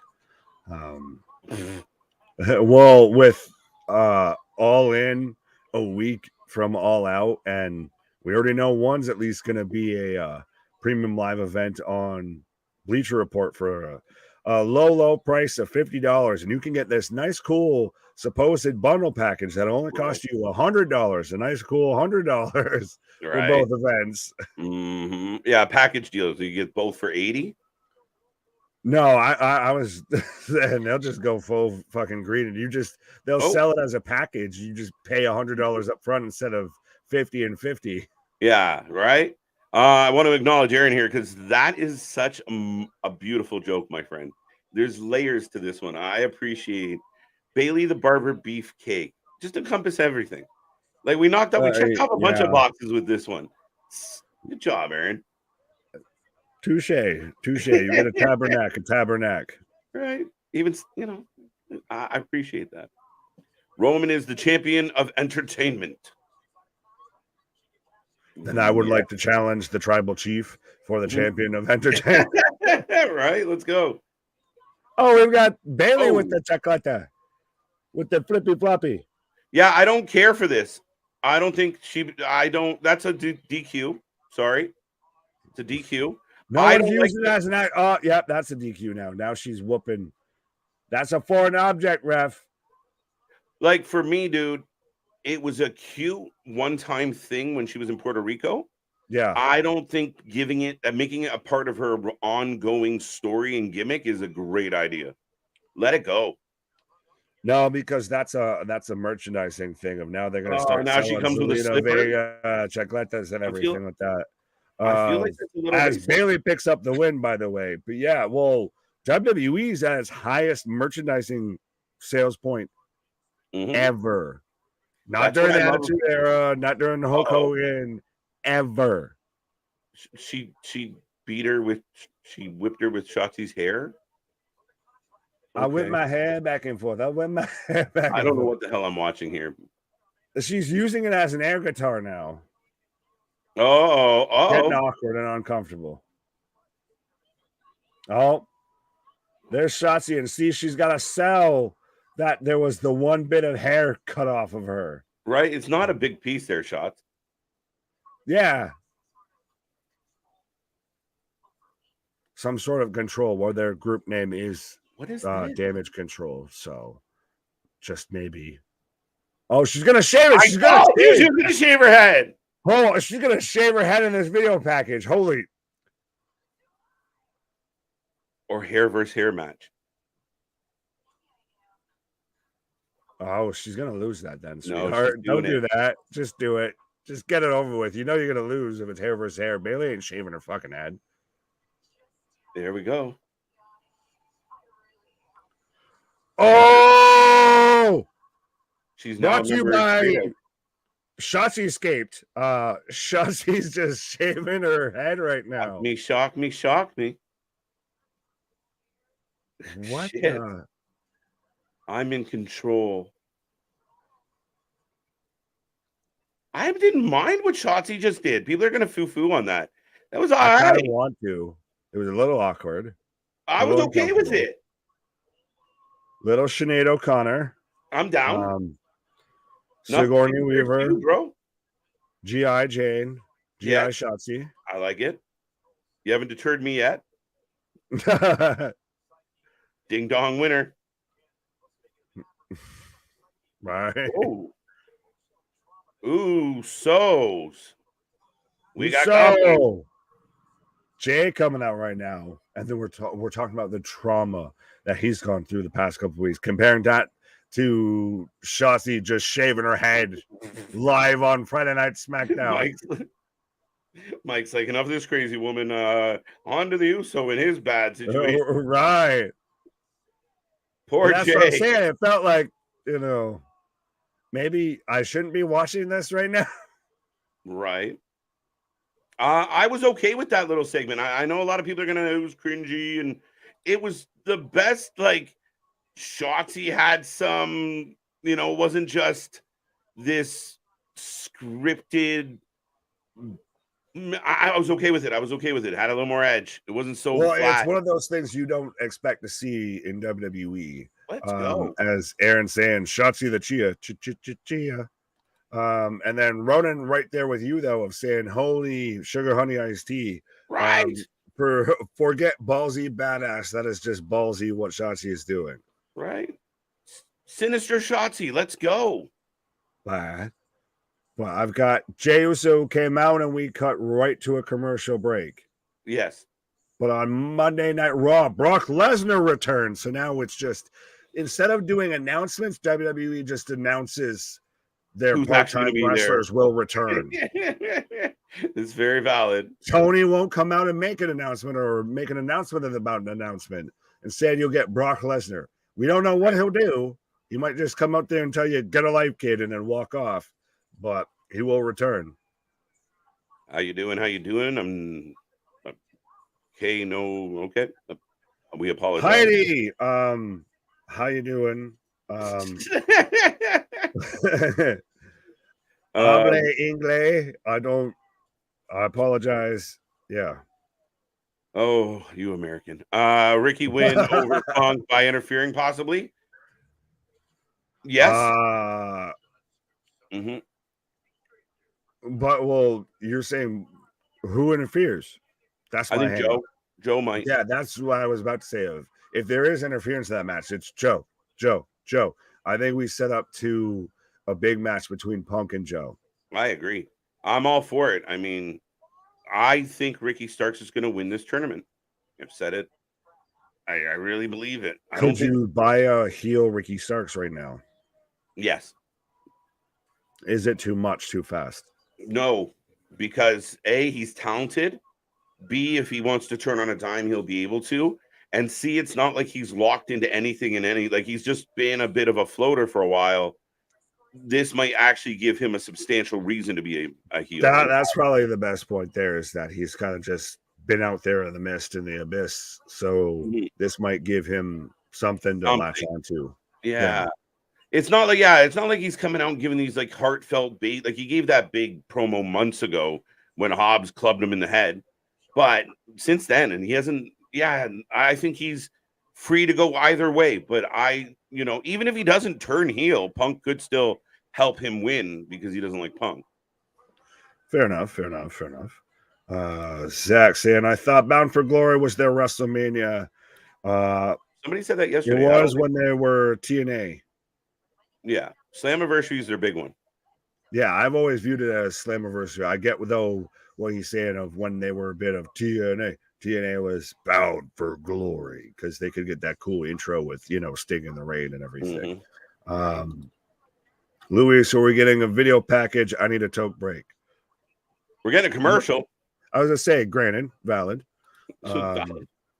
Shotzi is channeling her inner Serena Deeb straight edge society. That's what I said. She's now straight edge. Yeah. Alexis saying we're getting a women's tag title match on Monday as well. I didn't see that advertised yet, but fair enough. Nope. Oh, women's tag title? Are we? I didn't see it advertised yet, but so I can't say yay or nay. Hobbs and Joe interfere and no one wins. No. Somebody has to win. Right. I hear about Survivor Series. Oh, they're doing back-to-back tickets in Chicago for those in the area. Saturday, November 25th, right around good old Thanksgiving. Survivor Series. Yeah. They go into Chicago and start setting records, right? Well, it's interesting. We mentioned this earlier about how certain areas in pro wrestling right now seem like they've just almost become battlegrounds of. Yep. It seems like every week there's a big show booked in Chicago or over in Canada or anything like that. Right. Yeah, man. No, honestly, Sorry, I got distracted completely by Jey Uso in the ring. Yeah, I mean, I lost my train of thought. Thank you, Jey Uso. Fair enough. Lost it completely. Don't worry, Jay will help you pick it back up here. As we had somebody out there with booty, rocking everywhere. We got Uzi rocking everywhere. Not that it matters, but did Saxton get fired? No. He's a backstage interviewer. Aaron out here, why? Every time I hear straight edge, I think about Minor Threat. Okay. Is that no? I was thinking of Fort Minor. I don't know why that made that jump there. I was starting thinking of the fucking Mike Chioda and shit. Like it's been forever. Right. CM Punk is still champion. That's apparently what's in that red bag. Could Joe challenge him for that? We got the why. If I'm there, why? He's there, why? He's playing it. Why? He's rolling with it. Best use of the what chant since Stone Cold Steve Austin. Right. And he played into it, so they did it. They got their rocks off and they shut the fuck up and paid attention. Funny, right?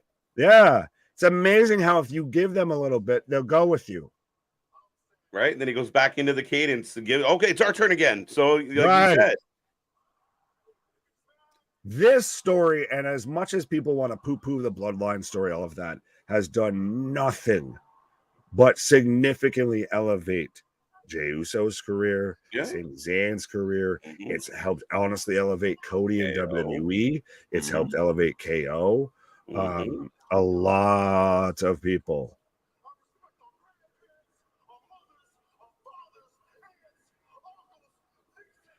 Jay just out here going for the whole all of you. I love that line. Oh, there you go. Women's tag match is on Monday. There we go. Well, what? I'm gonna smack you like I did last week, little brother. Be careful what you ask for. All We right. saw how this worked out 2-3 times before. Be careful what you ask for. Right. You're looking at the new head of the table. Why? Main event Jey Uso. And ladies and gentlemen. That's how you kick off your 9 o'clock hour, though. Yeah, no, perfect. Right at the 1 minute mark, out comes Mr. Heyman and Solo. Ladies and gentlemen. I'm feeling like him. KJ might go on for a pause for the cause. No, not yet. Momentarily. Okay. Maybe. Heyman. The enforcer of the bloodline. And the man that has been speculated the most as he could be the one man to dethrone Roman Reigns outside of Cody Rhodes. Solo Sikoa. See, I don't see it. I think that's fan speculation, but I mean, he got such a huge reaction when he picked up that lay last week, man. Woo! I think they've got legs to it. You've got time. You wait. Yeah, time for sure. Right. Again, it all depends on how long you want Roman to hold that belt. 90, I was gonna say 90 minutes. You look at 9 months from now, a year from now, Solo's a year deep into this career. Maybe he is the guy that takes the belt. Honestly. As Paul's out here cutting a promo, I got a nice little sign saying Solo for Dolo. Oh, wait a minute. What is that? Alpha and Sika. Why? Next week. What? On SmackDown. Roman Reigns and Jay face to face. The rules of engagement. Oh, so a contract signing just with a Samoan Island tribal twist here. Yeah, maybe you gotta make it war, right? Or do they add a stipulation to the match? Well, yeah, but that's what I'm saying. There's a contract signing of it, and that's where it ends up like a no holds barred or a fucking Nigerian drum match or whatever.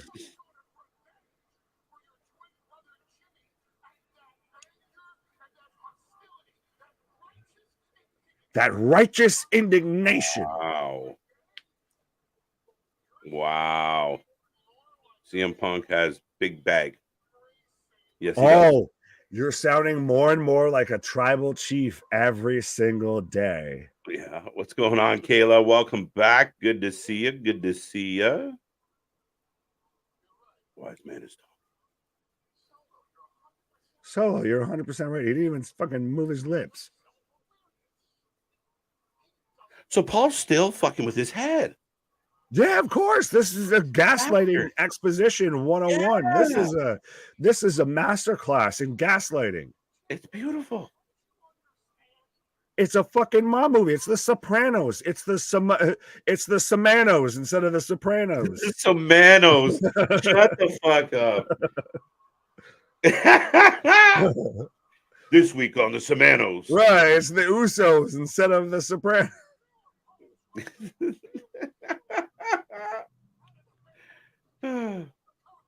You want to become the protector.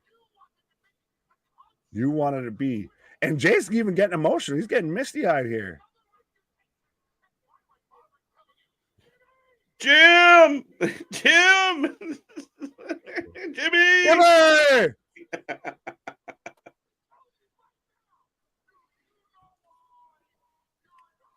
Thunderstorm. You know why you're in the hospital right now, Jimmy? Why you endure that beating? Because of your twin. It's all because of your brother. This is such a fucking masterclass. Yeah. He's gaslighting Jay, and then he spins it, and you don't even notice that he's doing it. And he spins it, and he goes, and he turns it, everything right back around on him. It's craziness. And again, your expectation is in standard practice. It's checkers, right? It's I'm mad at you, you're mad at me. No. Let's play a little chess. Let's go around and see how we can sneak out a win here. But this goes back to very much like how the initial Jay and Roman feud, because Jimmy was on the sidelines then with a legit injury versus a kayfabe injury. So it goes all the way back around. And at this point, is it really debatable to say that Paul Heyman is the best on the mic ever? Dude, I don't even think we can talk about it. I mean, we talk about guys like MJF, and we talk about some people, we'll throw out I don't even know. Heyman, 100%. Seth, you'll talk big names, like current wrestlers, and Heyman's just miles above it in the psychology and everything else.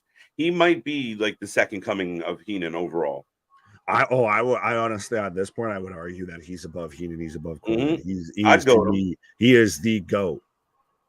He is that right there showed me perfectly of still in 2023, a guy that's been doing it since the Dangerous Alliance, since it was. Oh, Solo's talking. Yeah, thank you. He does talk. That's all on you. Solo, and that's still, you got to remember, this is Lil Bro talking to Big Solo Bro. speaks. Ooh. I'll never forgive you. Ooh. Oh, Jay says, forgive this, little bro.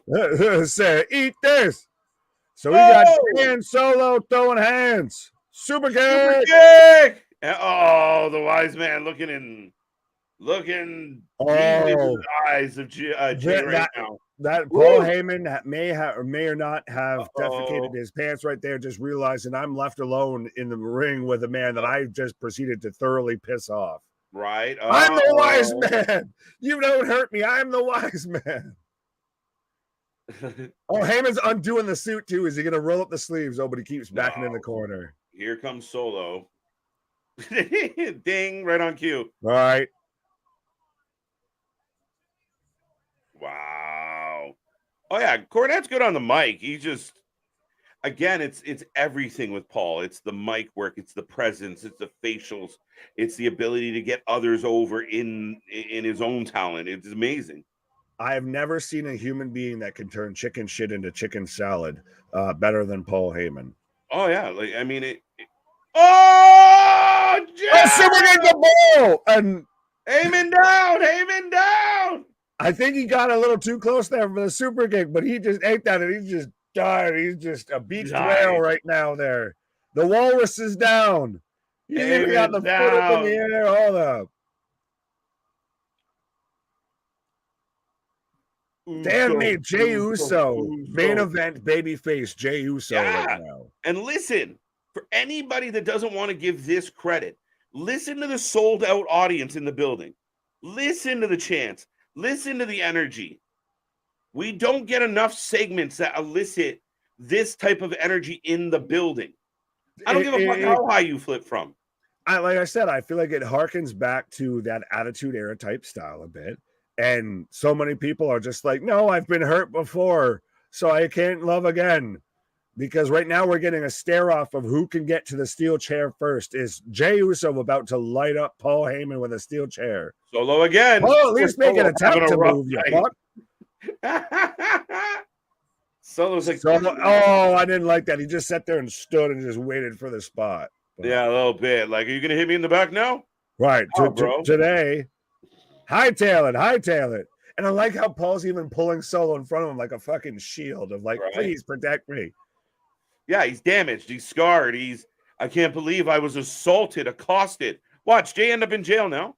No, you watch next week. He's going to show up in a neck brace and everything like that. Here we go. We're going to see litigation of Jey Uso. You wanted to take Roman Reigns to tribal court. Well, I'm going to take you to actual court. He's fucking howling like, yeah, right? Let's go. Right. Whining like a baby. He's sitting there. He's teary-eyed. He's misty-eyed. He looks like a kid that you got to tell him he's got to go play inside now. Mm-hmm. Yeah, Jimmy Hart's a GOAT as well. One of the best ever, but again, a very linear, right? And I mean different times where we've watched, Paul Heyman come into his wiser years, and he's just such a good talker on such a different level. Well, and it does take witness to it. Has anyone had the same longevity that Paul's had?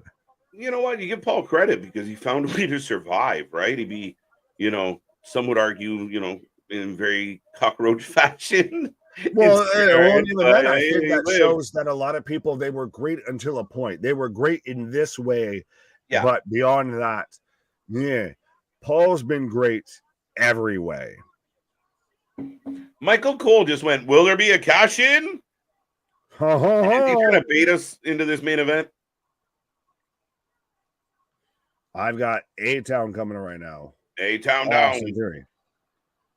Oh, so he's going to sit at ringside because he's out here in the suit coat and everything.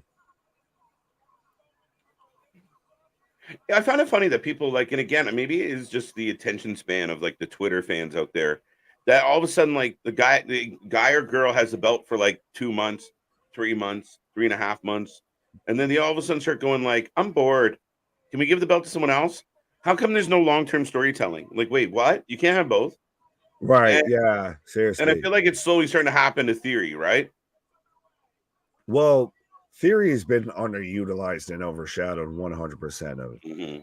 He's been the victim of he's on SmackDown, so he has to compete with the Roman Reigns segments, the Bloodline segments that are going to eat 40 minutes out of a show versus Gunther's on Raw, which at this point you could almost make the case that the IC belt's as, if not more credible than the World Heavyweight title. So it's one of those of that's always going to get a primetime spot. If anything, that's more featured at times than Seth. Yeah, to a point. Yeah, no, but I would agree to the extent of, yeah, definitely have the IC title meaning something, consistently present on the show. Like you said, main eventing, kind of having that big spot.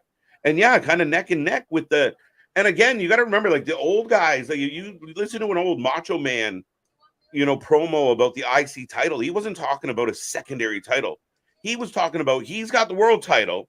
I got this one, but this one is just as good as that one. Like that was always the take. Well, I was gonna say, we could just go all the way till WrestleMania 6. We had the main event of WrestleMania was IC champ Ultimate Warrior versus World Heavyweight champ Hulk Hogan. I was more of just saying, as far as when it comes to Austin Theory, of he's just been the unfortunate bearer of he's on the same show as Roman Reigns, who is going to take most of the airtime. Yeah, and I just think if you're going to have somebody in that, you got to do the same thing for the U.S. title. Is okay, Roman took up 40 minutes. Well, the U.S. champion's going to get 10 somewhere. You know what I mean? Fuck giving us Shotzi shaving her head. Give us Austin Theory. Well, fair enough, but I think even that the fact that we've got just even in the four-way, we've got Butch or Pete Dunne, we've got AJ Styles, we've got LA Knight, and I can't remember the fourth, Escobar. I think that they're very much starting to really build a mid-card division around that title.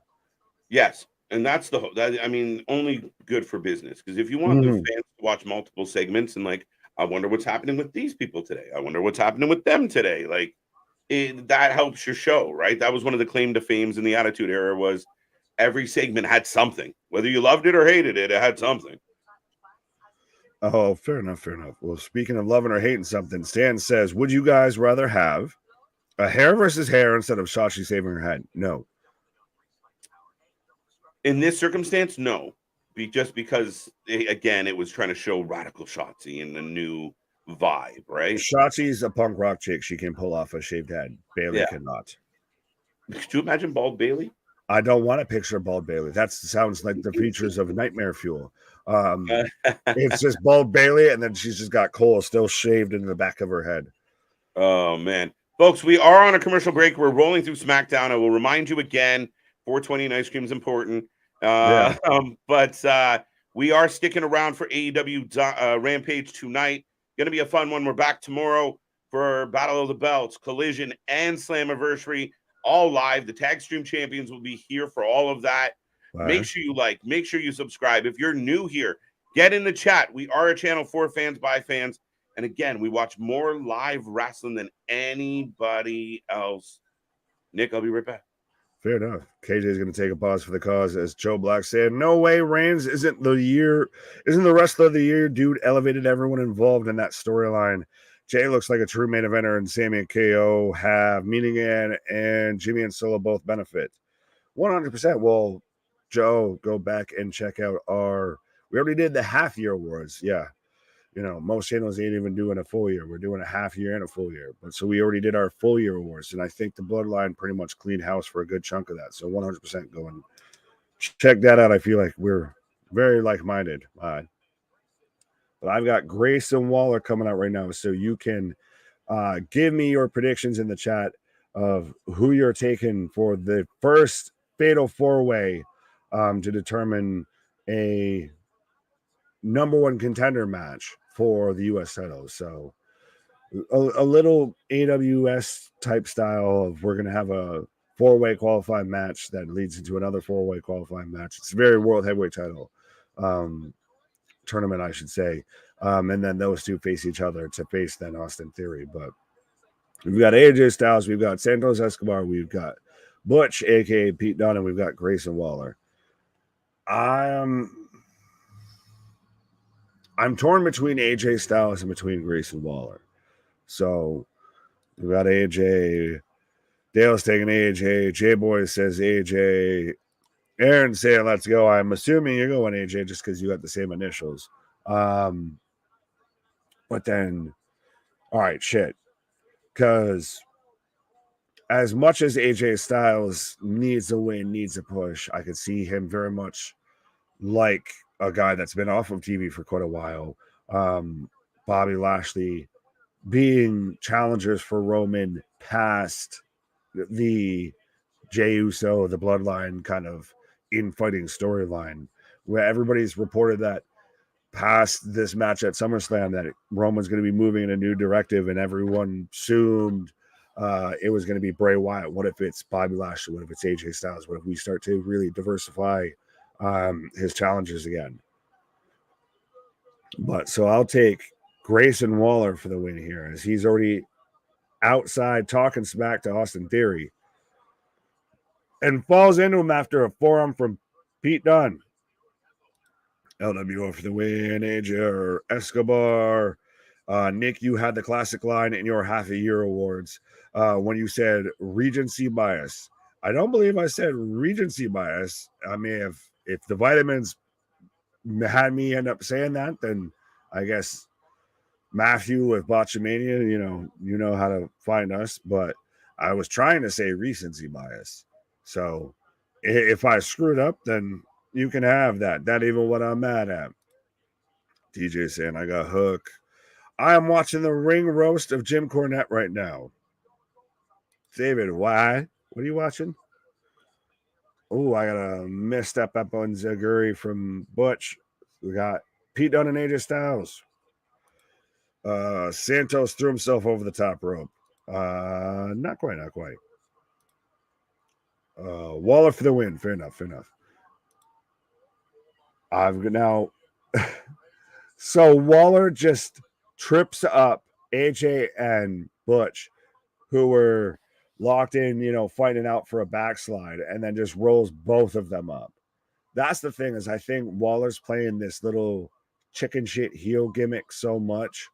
And he's still, I feel, partially recovering from an injury, all of that he's going to turn around, crossbody from Escobar he went over the top at everybody.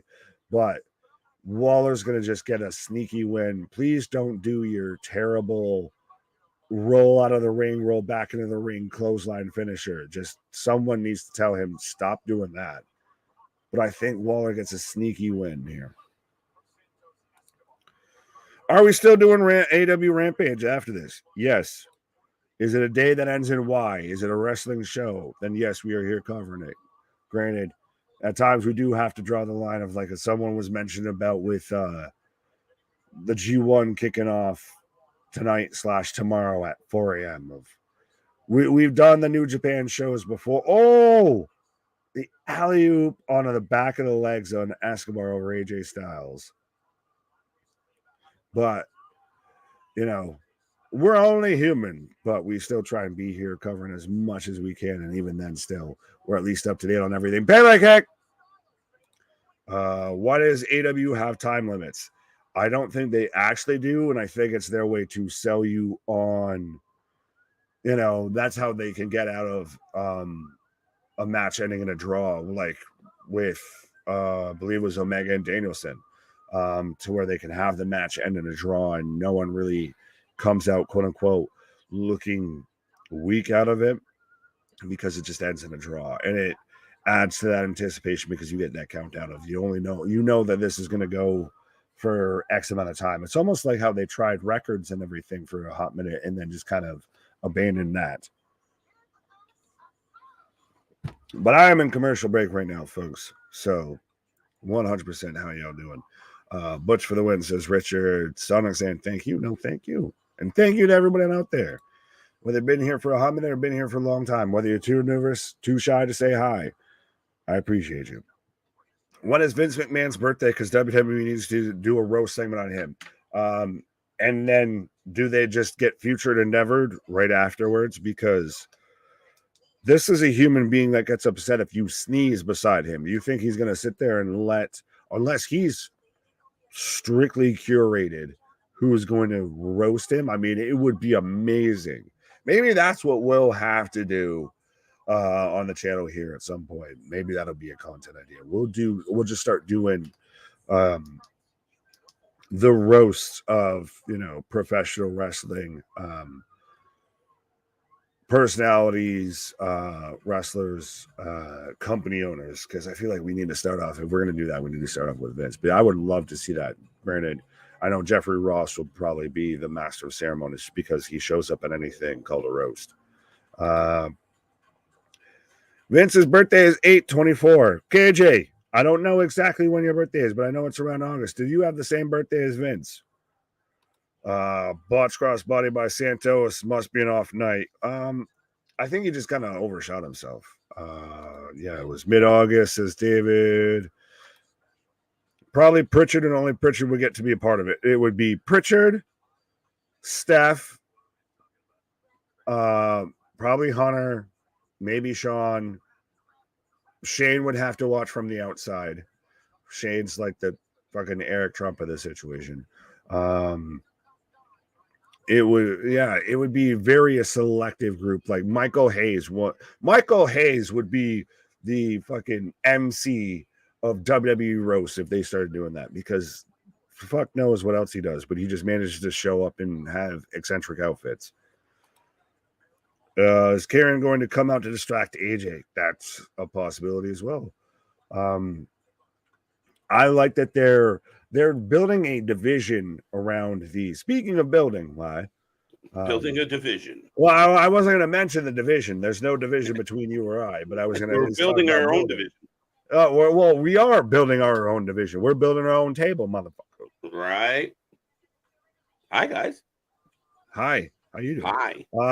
Oh, so you missed my question because we somehow got on the idea of a Vince McMahon roast, and I was halfway pitching of like we should do I roast on the channel. And also, hilarious. though, I know your birthday is in August. Spoiler alert, I believe.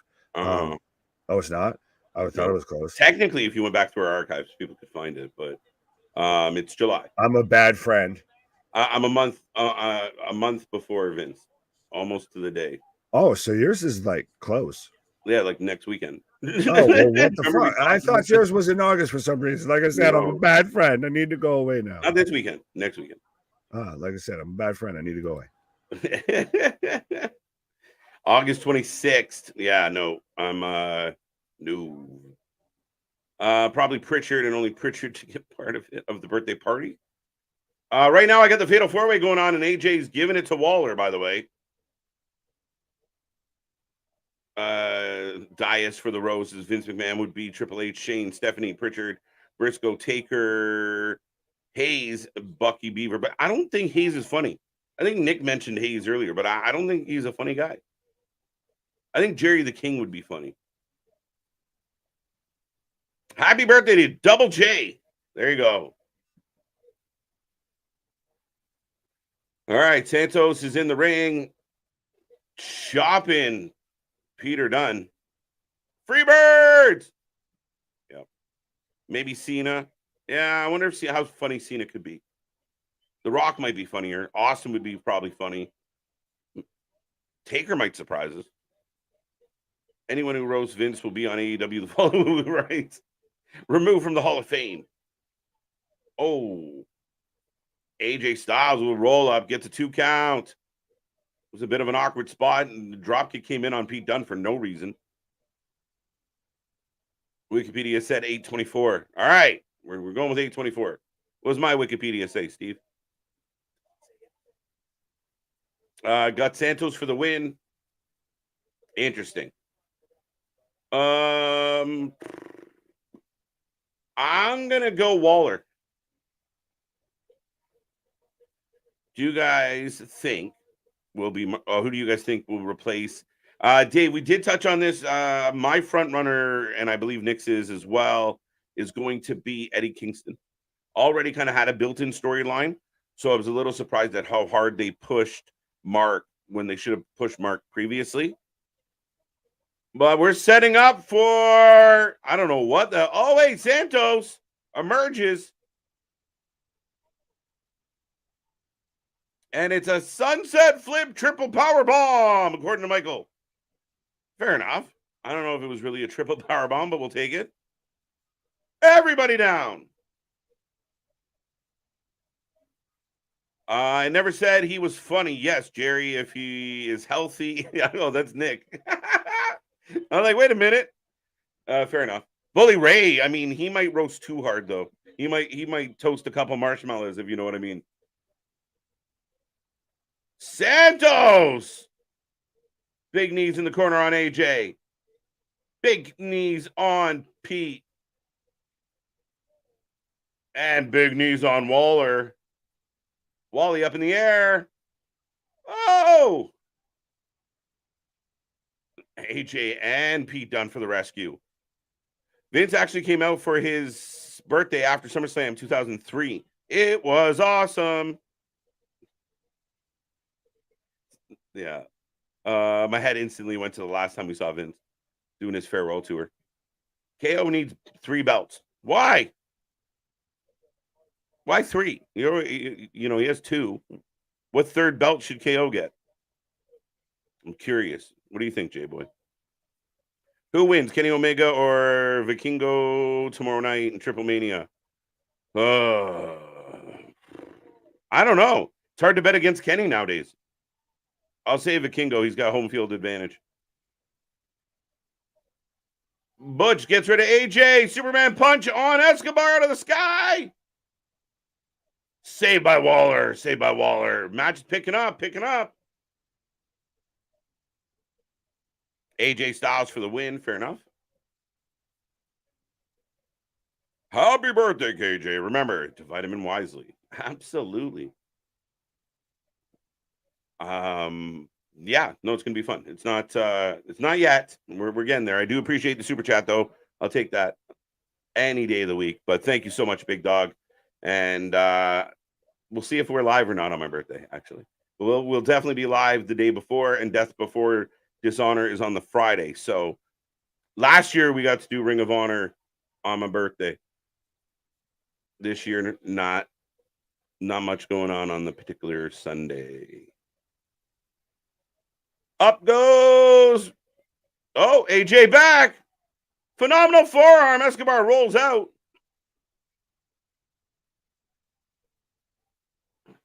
Crowd pops for AJ. Oh, wait, we're going to the back. Carrying, choking out the Good Brothers, who we never see anymore. So AJ being distracted by Carrion. This is where Waller comes in. Oh, no. Jim Ross would be a good one for Vince. Yeah, we'll see what his comedic timing is, but Jim would probably have a way to get in. Cutter! Wait a minute. Escobar's up top, guys. Big crossbody.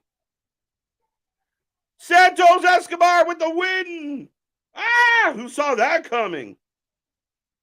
Yeah, big dog pumped.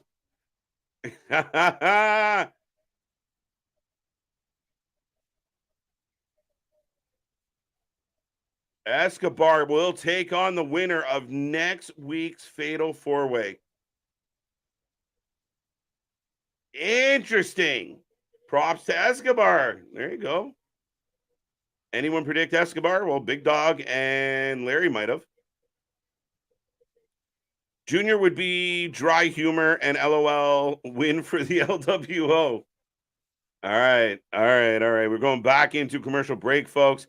Carrion did show up, distracted AJ Styles. I hate that, though.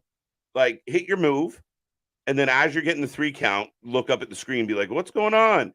1, 2, 3. Okay, I got to go. Focus, my guy. You're a vet. What are you doing? You survived the main event Mafia. Why are you getting distracted by Karrion Kross? Easy match and still champion. Well, listen, Escobar's not taking on Theory. So Escobar will take on the winner of the other fatal four-way, and we'll see who it's going to be.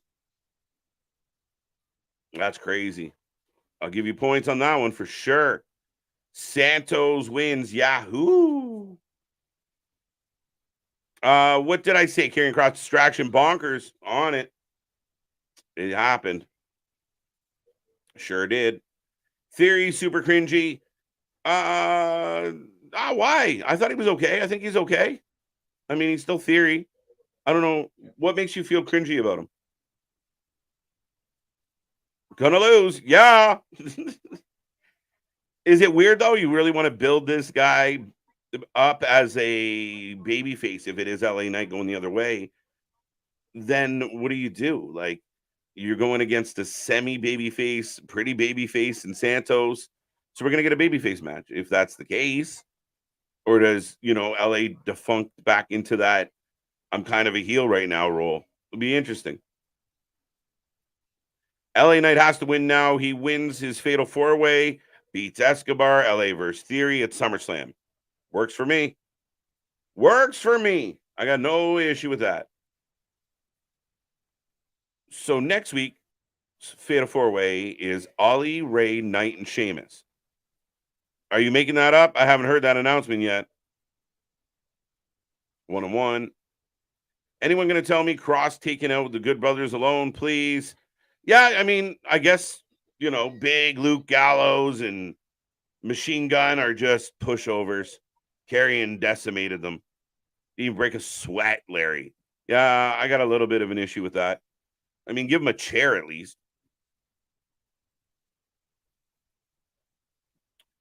How do you cool off someone who is white hot like LA Knight? Simple.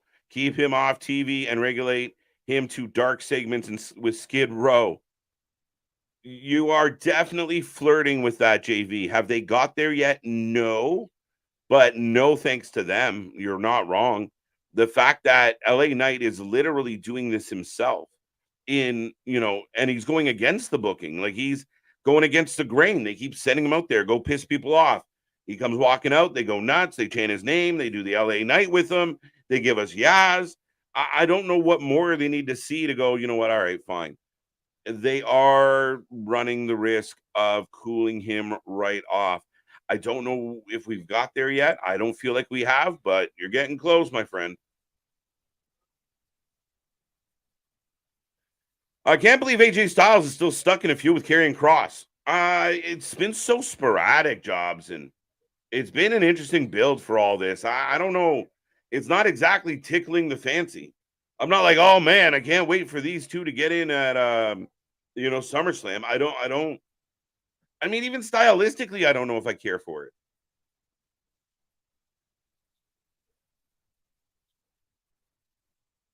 What if it's Ray versus Santos? Interesting. Bonkers, to be honest, I could see it. I mean, that'd be more interesting on paper, but again, I'm leaning towards it's got to be LA Knight, right? LA's got to do something.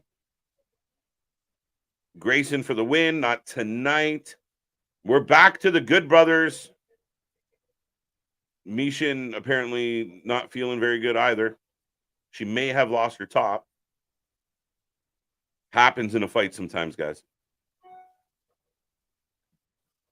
Okay, AJ hugging the boys and the girls, saying it's not over. Hey, I feel like we haven't seen the Street Profits in a minute. They showed it for a split second just now. Okay. The Street Profits are outside as we get a SUV rolling up.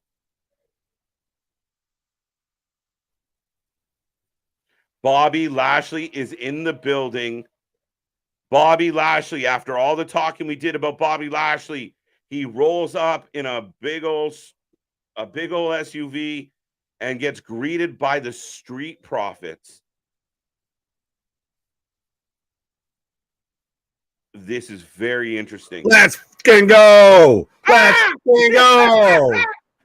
Yeah, man. Hurt Business 2.0. That's what this feels like. We get the stretch SUV, and he drives off with the Street Profits.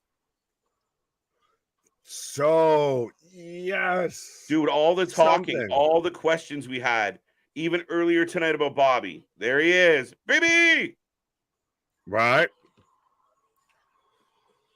Bobby. I'm still waiting for him versus Roman. I still think that that's a match. Could that be a match that then requires the Bloodline to say reform? Because we get the Usos versus the Street Profits. Maybe. It also could lend well. Like, I mean, we still think. Sorry, I got distracted. Cameron Grimes is also here. Cameron Grimes is going to be in the Invitational next week. Well, we had Ray cutting a video. And Ray. Was that what he was saying? He looked like he was, doing a shout out, like a cameo or something like that. Sheamus is also in the battle. No, he really is. He's doing a cameo. Twice now.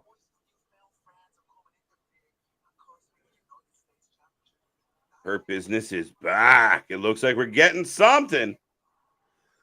It's so good. It just please, yes, give it to me now. Shut up and take my money. Yeah.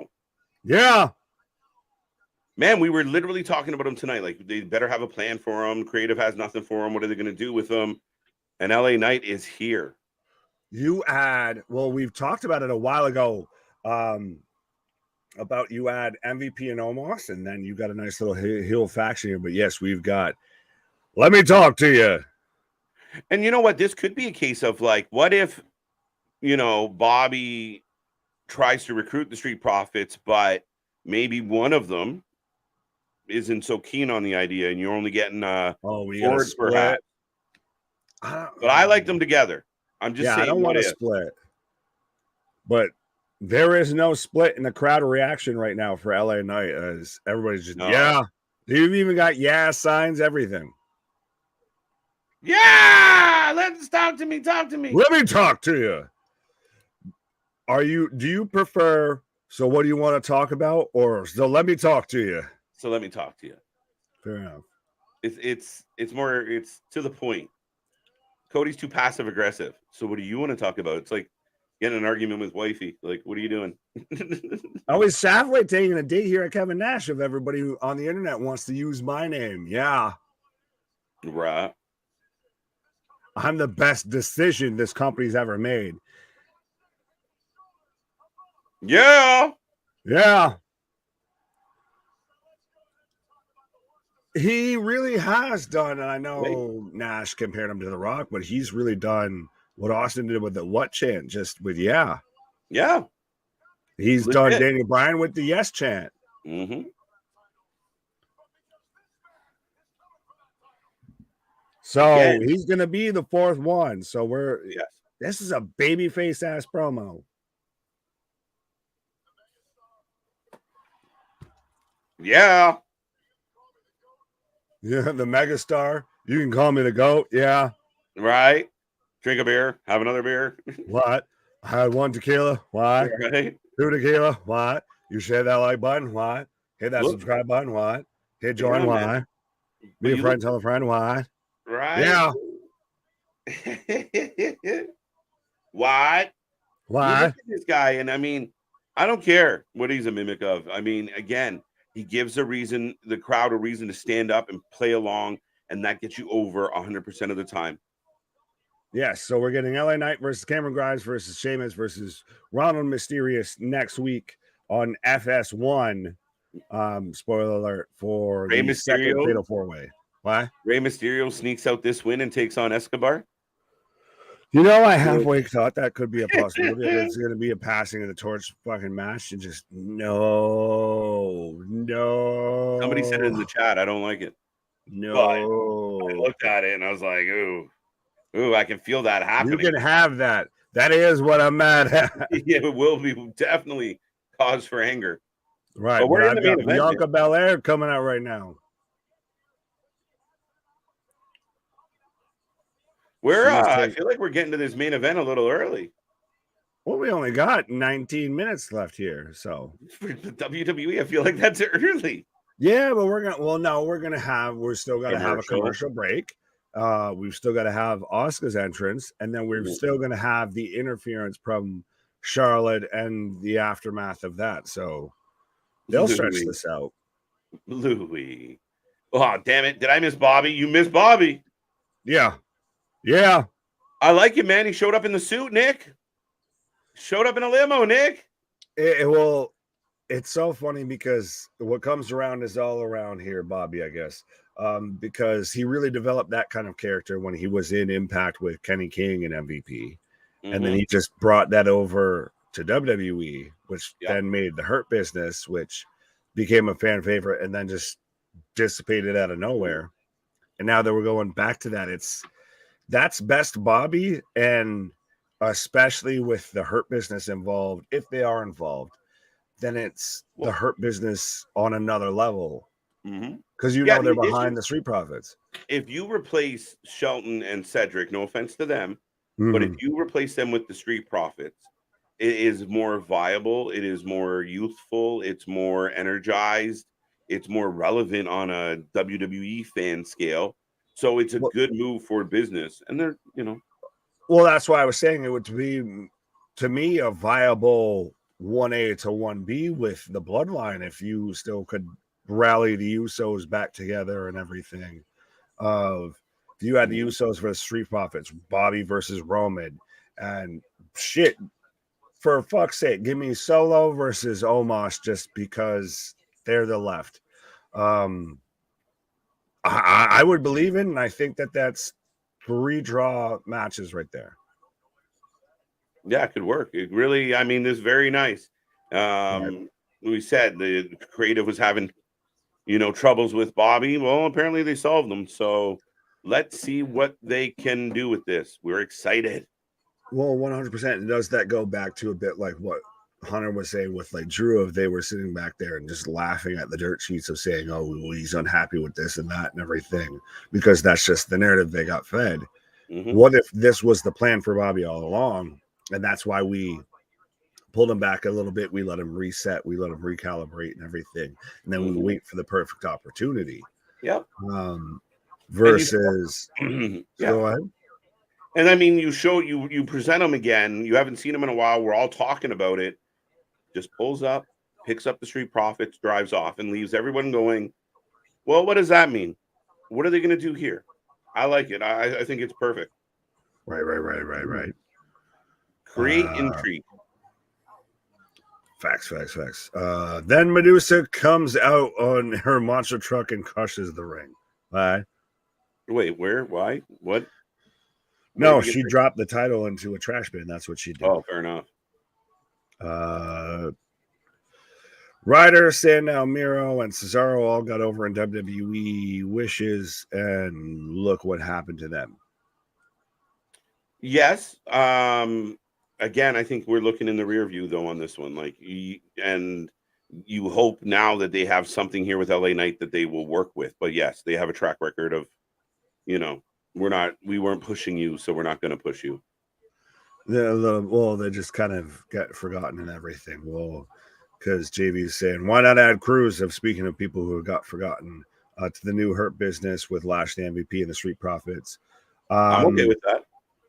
Well, I was going to say what about Odyssey Jones? Where the fuck has he been? Does he exist? Is he on the roster anymore? Is he still signed?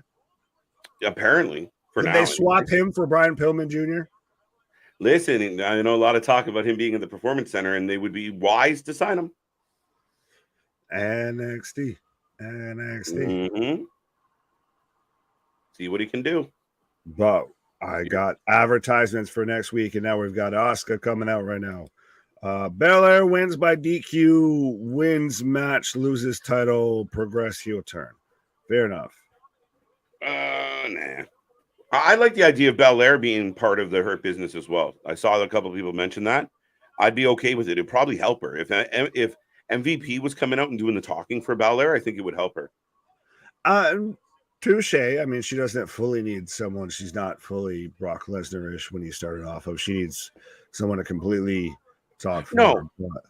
But she could Yeah. I just hope that Asuka doesn't get pushed to the side here, of that we don't just get I don't think so. Bianca versus Charlotte, which is what we've had advertised, that we get a Bianca win, and then, especially if this has time, and then Charlotte runs out afterwards. Yeah, and I mean, Charlotte was on her way at home until, you know, they laughed about the Money in the Bank. So the Money in the Bank's in play right now. Charlotte's in play right now. And Asuka and Belair in the ring, folks. We will take a prediction on all of this. I'm going to say no contest. You go no contest. Yeah. I'll take Belair wins, whether she wins by actual pinfall or anything like that, or she wins by DQ. Because even then, if Charlotte comes out and attacks her, she wins the match by DQ. But Belair gets her title back tonight? No, yeah, I'm saying, she either she wins and Asuka pushes her, Asuka gets pushed by the wayside, as they tend to do, or Charlotte comes out and attacks Bianca, or as in that, to where she gets, you know, the boot in the face or something, and thus she wins the match because she got attacked. Larry can see a triple threat: Theory, Knight, and Lashley. Keep Lashley and Theory away from each other for a little bit. LA Knight versus Lashley straight up, like the leader of the Hurt Business comes back as a heel, going up against a very babyface LA Knight for the US division, for the US title. I could see that. You build to that. I would say keep those three away. But speaking of not keeping people away, though, we have Bayley and Io showing that they have tickets to be at ringside and everything. But they were already in the building. Why didn't they just come sit next to the announce table like everybody else? Because, I mean, sometimes you need to go to the concession stand. Sometimes you need a potty break. Yeah, like this is so sometimes stupid. You just want to sit there and do your walkabout backstage and everything. Don't do that. You'll get in trouble. You get thrown out. And this ticket that they bought, is it an aisle ticket? Like, why do they get to stand in the fucking aisleway? Any show I go to, they're like, can you please sit down? Yeah, normally tickets are sold for a seat, not for standing room only, especially at ringside. Normally standing room only is up in the mausoleums in the balcony there and everything. Right? Not at ringside. Oh. Playing tug of war with the ponytail. Do we, to an extent, a la Shotzi, see the ponytail go away? Or trimmed? I don't know. It's been such a staple of who she is. I don't know. Fair enough.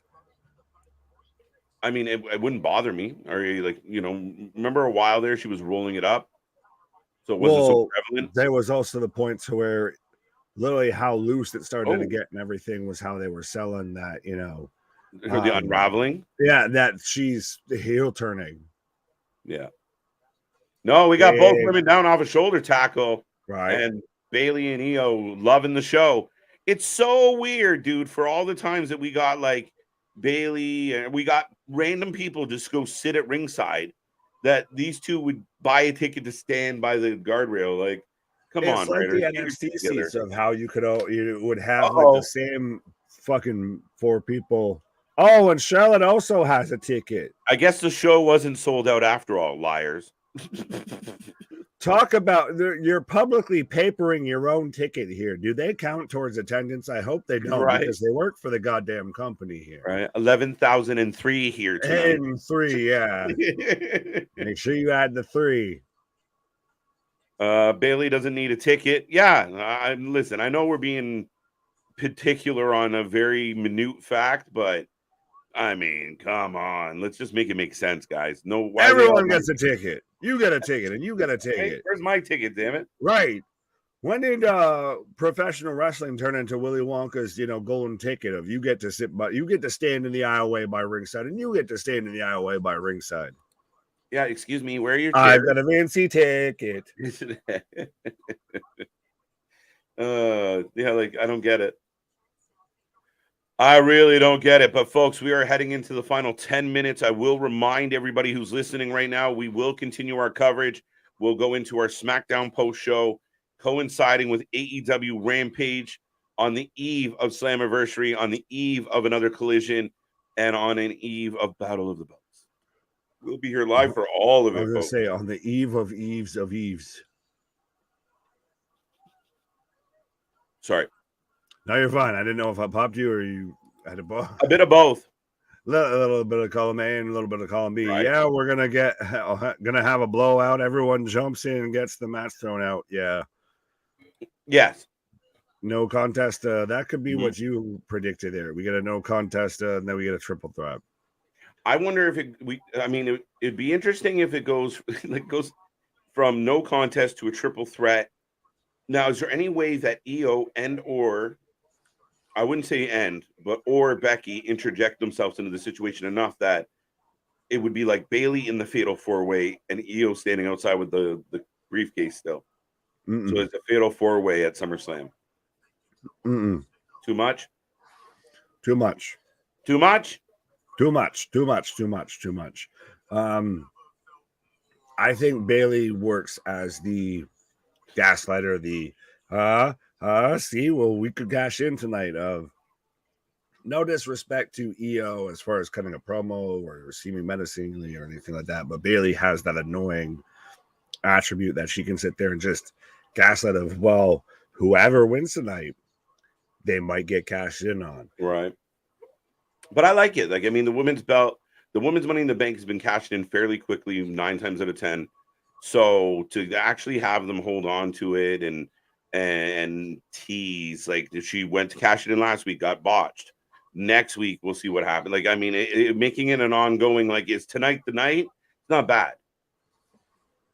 Fair enough. Well, Louis, I like this. It's crazy to drop $500 on a ringside ticket for the last 20 minutes of the show.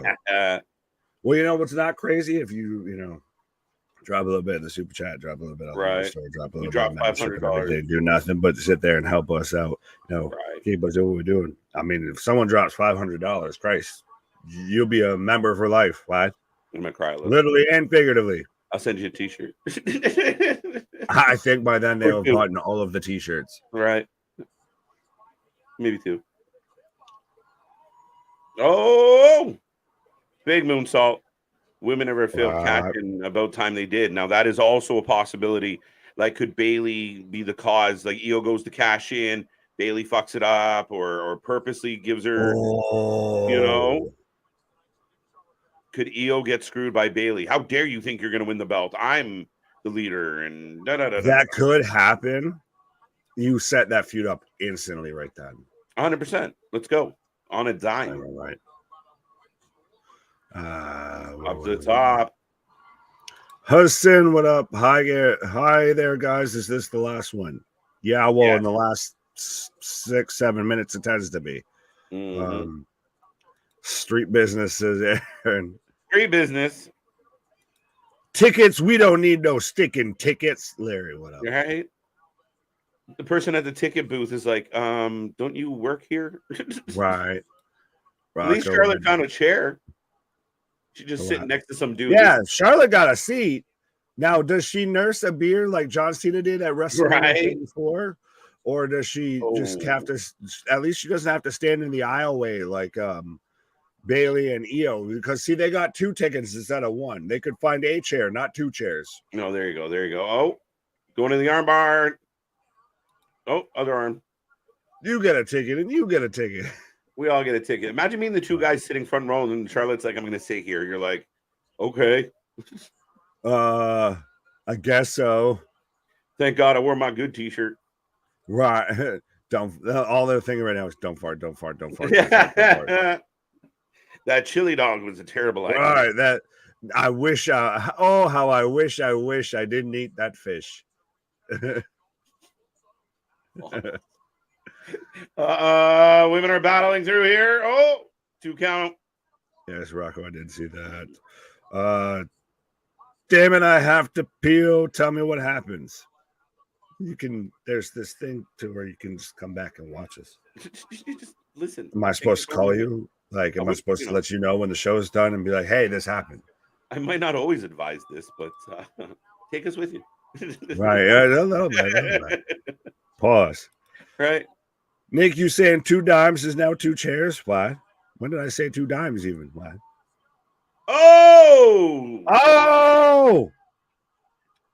KOD on the announce table. Uh-oh.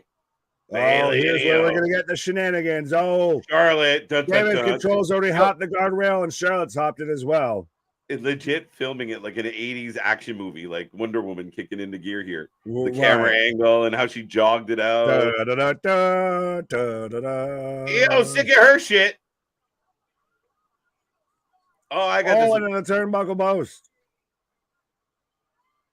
Oh, she's threatening to cash in. Spear, there's the DQ. Yeah, but you'd have to beat. Oh! There's the DQ. Ole! Oh, it went the other way. So Asuka wins and retains because Charlotte misses the spear on Io and spears Bianca, and then Io smacks her with the briefcase. She's telling her to cash in. Oh, no, she's just high-fiving her. I was like, no, she casts it on Charlotte. She doesn't win the fucking belt, you idiot. Crowd's chanting yes. Bailey's not sure. Oh, my God. Are they going to do it? Wait, Bailey. Wait, Io's cashing in. No, she's not going to do it. Watch here. Here comes somebody to grab Bailey. You got to hand it to the referee. Io, there's no way she's going up. Wait, what? Ah, there you go. Ruined it. Missed. Oh, missed the Bailey because she was waiting to gut. Hey. Why? What the? We can't get. What did you miss about saying cash in? Hand it over. I'm going to talk about that when this chaos ends because that's one of my biggest pet peeves about Money in the Bank. It's like climbing a ladder in pro wrestling. Somehow, all of a sudden, once you have to climb a ladder, your fucking legs stop working. This was horrible. It wasn't great. It wasn't great, Tyrell. I mean, we had a couple moments there, but it was very this was like I said, it felt very old school TV vibes, like very poorly acted. This whole SmackDown, outside of maybe Heyman and Jey Uso, that's true, felt really weak. Yeah, man, especially compared to how SmackDown normally is. It was a flat SmackDown, no Roman, not much. I mean, again, they're not all going to be bangers, guys. I would say Raw was better than SmackDown this week. Yes, this means that NXT is still my favorite show this week. To the people. Well, no, I was going to say to the peoples. I got to try and remember what was on. Yeah, I would agree with that. But I think it was. That's a feather in new cap if you're WWE. Mm-hmm. But if you're really working in WWE, that's a problem. Yeah, a little bit. And I mean, well, we'll see what Collision brings tomorrow, Nick. But the show never really got out of the gates. We started with Charlotte and this whole storyline. We ended with the same thing. Yeah, I mean, it was kind of cool. Like, will she do it? Now, I need to ask everybody with a set of ears right now. Why do the referees, who are qualified officials, who apparently understand everything they need to know about wrestling, why do they turn into absolute sponge heads when somebody tries to hand them the Money in the Bank briefcase? What? You want me to do what with this? What is this? What? What are you doing? Can I counter, Your Honor? Yeah, go ahead. Because they are written by sponge heads and they are run by sponge heads. It's the dumbest fucking thing of like, why are you handing me that case? What is this? What is this case you speak of? Yeah, right. Case? What? This is the first I'm hearing of this. What? Why are you going to the airport? Flying somewhere? Like, what the fuck are you doing? Right. Small Mark says, very attitude finish. TJ, 5 out of 10. J-Boy, it was a good watch. Vince out here, 10 of 10. Well, that's fitting, Vince. This was the decent show, 7 out of 10. 5 out of 10. Small Mark says 6.2. Damian with a 7.5. Mm-hmm. Video player says hi, and then remember me. No, not quite, but I'm sure if you stay around, we will. What's up, Video? Video killed the radio star. Larry says 7 out of 10. Bonkers with a 7 out of 10. Richard's out here with a long ass answer. Rona with a 7.5. Vance with a 6. So what do you want to give? What do you give SmackDown as your rating, sir? Listen, like I said, it was very flat for me. Like, I don't think it was awful. It was an unassuming episode, 4 weeks out. I mean, we got time to kill. So that's what this felt like. I'm going to give it it's 5.5. Oh, okay. I'll agree with you on that. Okay. I didn't think you were going to go that way with it, and so I thought I would have been the one underselling it, but I agree with that. No. It's especially, and I think unfortunately, it's a nature of its predecessors. Of SmackDown's normally the best show of the week, and when it underdelivers, it really underdelivers. Yeah, I think we grade on a curve at some, in some degrees of like, all right, well, we don't expect a whole lot from this show. By the way, speaking of not expecting a lot, we have AEW Rampage on. If you guys don't know the right answer and you want to play along, we got Keith Lee and Dustin taking on Coke and Diet Coke. Yes, Daddy Magic and Angelo Parker. I thought I just remembered that. Bobby with a 7, Jason with a 6, Small Mark clarifying. They are asking if you're sure. You understand you get one opportunity. You only get one moment. But imagine, like, if your knee's weak, arms are heavy, there's vomit on the case, mom spaghetti. Right? Like, what are we doing though? Like, I mean, it's like going into, like, you run up to the counter at a store and you're like, hey, I got to pay for my gas. I got to go. And they're like, what? What are you doing? Like, are you sure you want gas right now? Do you really want to get it right now? Are you sure you can't make it another couple bit here? Do you want to save a little bit of money? You go just a couple miles down the road and you can save a little bit here. Like, no, motherfucker. Yeah, you're not my life coach. Just take the case and do your job. Right. Question me. The referee is Louis out here. So you've enlisted a bunch of explanations about why the referee is apparently in the right on their. Get the fuck out of here! It drives me nuts. Are you sure about that? They literally just. Are you sure about that? Take the case. Do your job. I get fucking kayfabe, but still. Well, I get non-kayfabe. I should say. I get within the sense of kayfabe, yeah. But I love this answer because it's so professional. The referees have to tell them full disclaimer, and the wrestler had to accept the liability before the referee can accept the contract. I get that, but it should be a foregone conclusion. You have the right to challenge for a title. if a title is not opponent to you, you have the right to, appeal this. Yeah.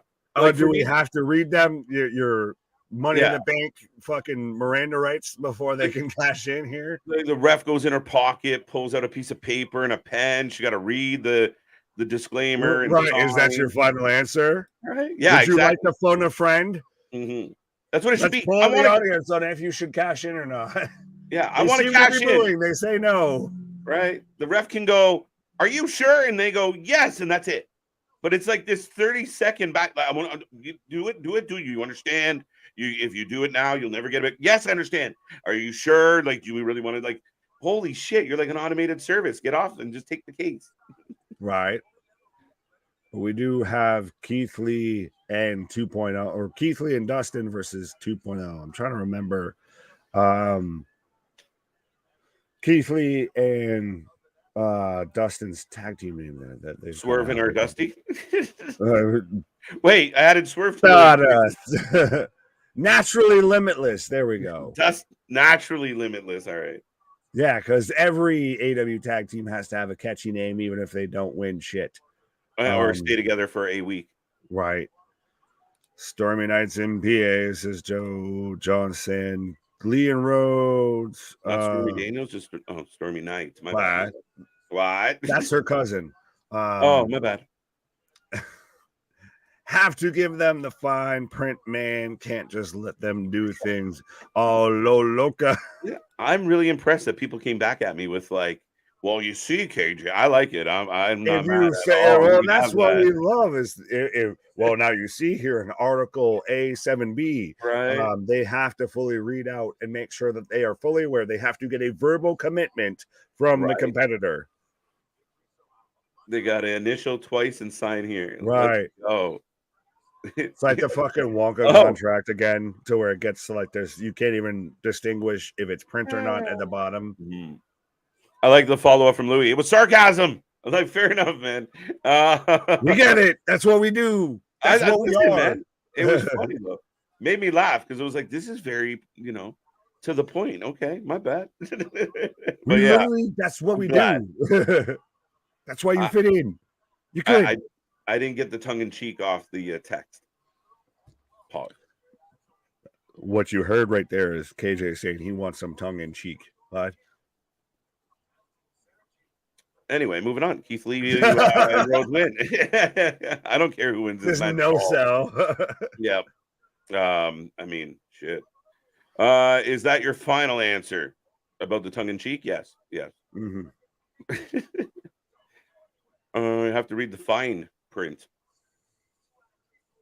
Mm-hmm. Speaking of fine print, do you see the ongoing Twitter debate of, is Sky Blue really a good wrestler, or does she just have a nice, situation on and everyone's cheering? Yep. Mm-hmm. Is that not one and the same? When it comes to AEW, yes. Like, we're cheering. Yeah, right. Tony Khan likes you, so you get a push. You get more than 2 thumbs up. So 100%. Yeah, I mean, if we really want to get into that debate, you're not going to like the answer. That's the thing, is the people who want to have that discussion really don't want the actual answer there, because it fully is, because you got a fucking full cavalry behind you, dear. And not in a fan base. I mean, in that wagon. Listen, she's not the first girl to get over. They announced her signing with the company that she was already fucking working for. Well, they've done that several times. It's the weirdest shit. But still, how shit do you have to be at your job to where they say, congratulations, guess who just started here after you've been there for fucking 2 years? Like, right. You had finally acknowledged I work here. Keith and Dusty for the win. All right. Keith Lee and the ghost of Dusty Road. It's hard times out here. When you're limitless, baby, it's hard times out here. Oh, Keith Lee dropped. Oh, Jason. That was rude. Yeah, what time to start tomorrow, folks? We go live at 7:30 p.m. Eastern time. Check your alarms. Set the date. Make sure you're aware. Yeah, set your watches. Get your snacks. Get ready. And make sure you're in a good mood. It's a Saturday night special here on the stream, so we'll probably be here for a few hours, and we'll see how it goes. Saturday, we never know what's going to happen here, so strap in and strap on. Right. Saturday. Yeah. Well, on top of everything that we got with Slammiversary, we still got a stacked collision to where we're going to get, speaking of Sky Blue, we're going to get the finales of the Owen Hart tournament, and we're also going to get FTR versus Gin and Juice. Rolling down the street, smoking vitamins. But yeah, we're gonna get that in 2 out of 3 falls. So if there is a Saturday night to be here, this is the Saturday night to be here. Yo, you open the show with Punk and Ricky Starks, and about 10 minutes into the second hour, you roll out the tag match, and that's the rest of the show.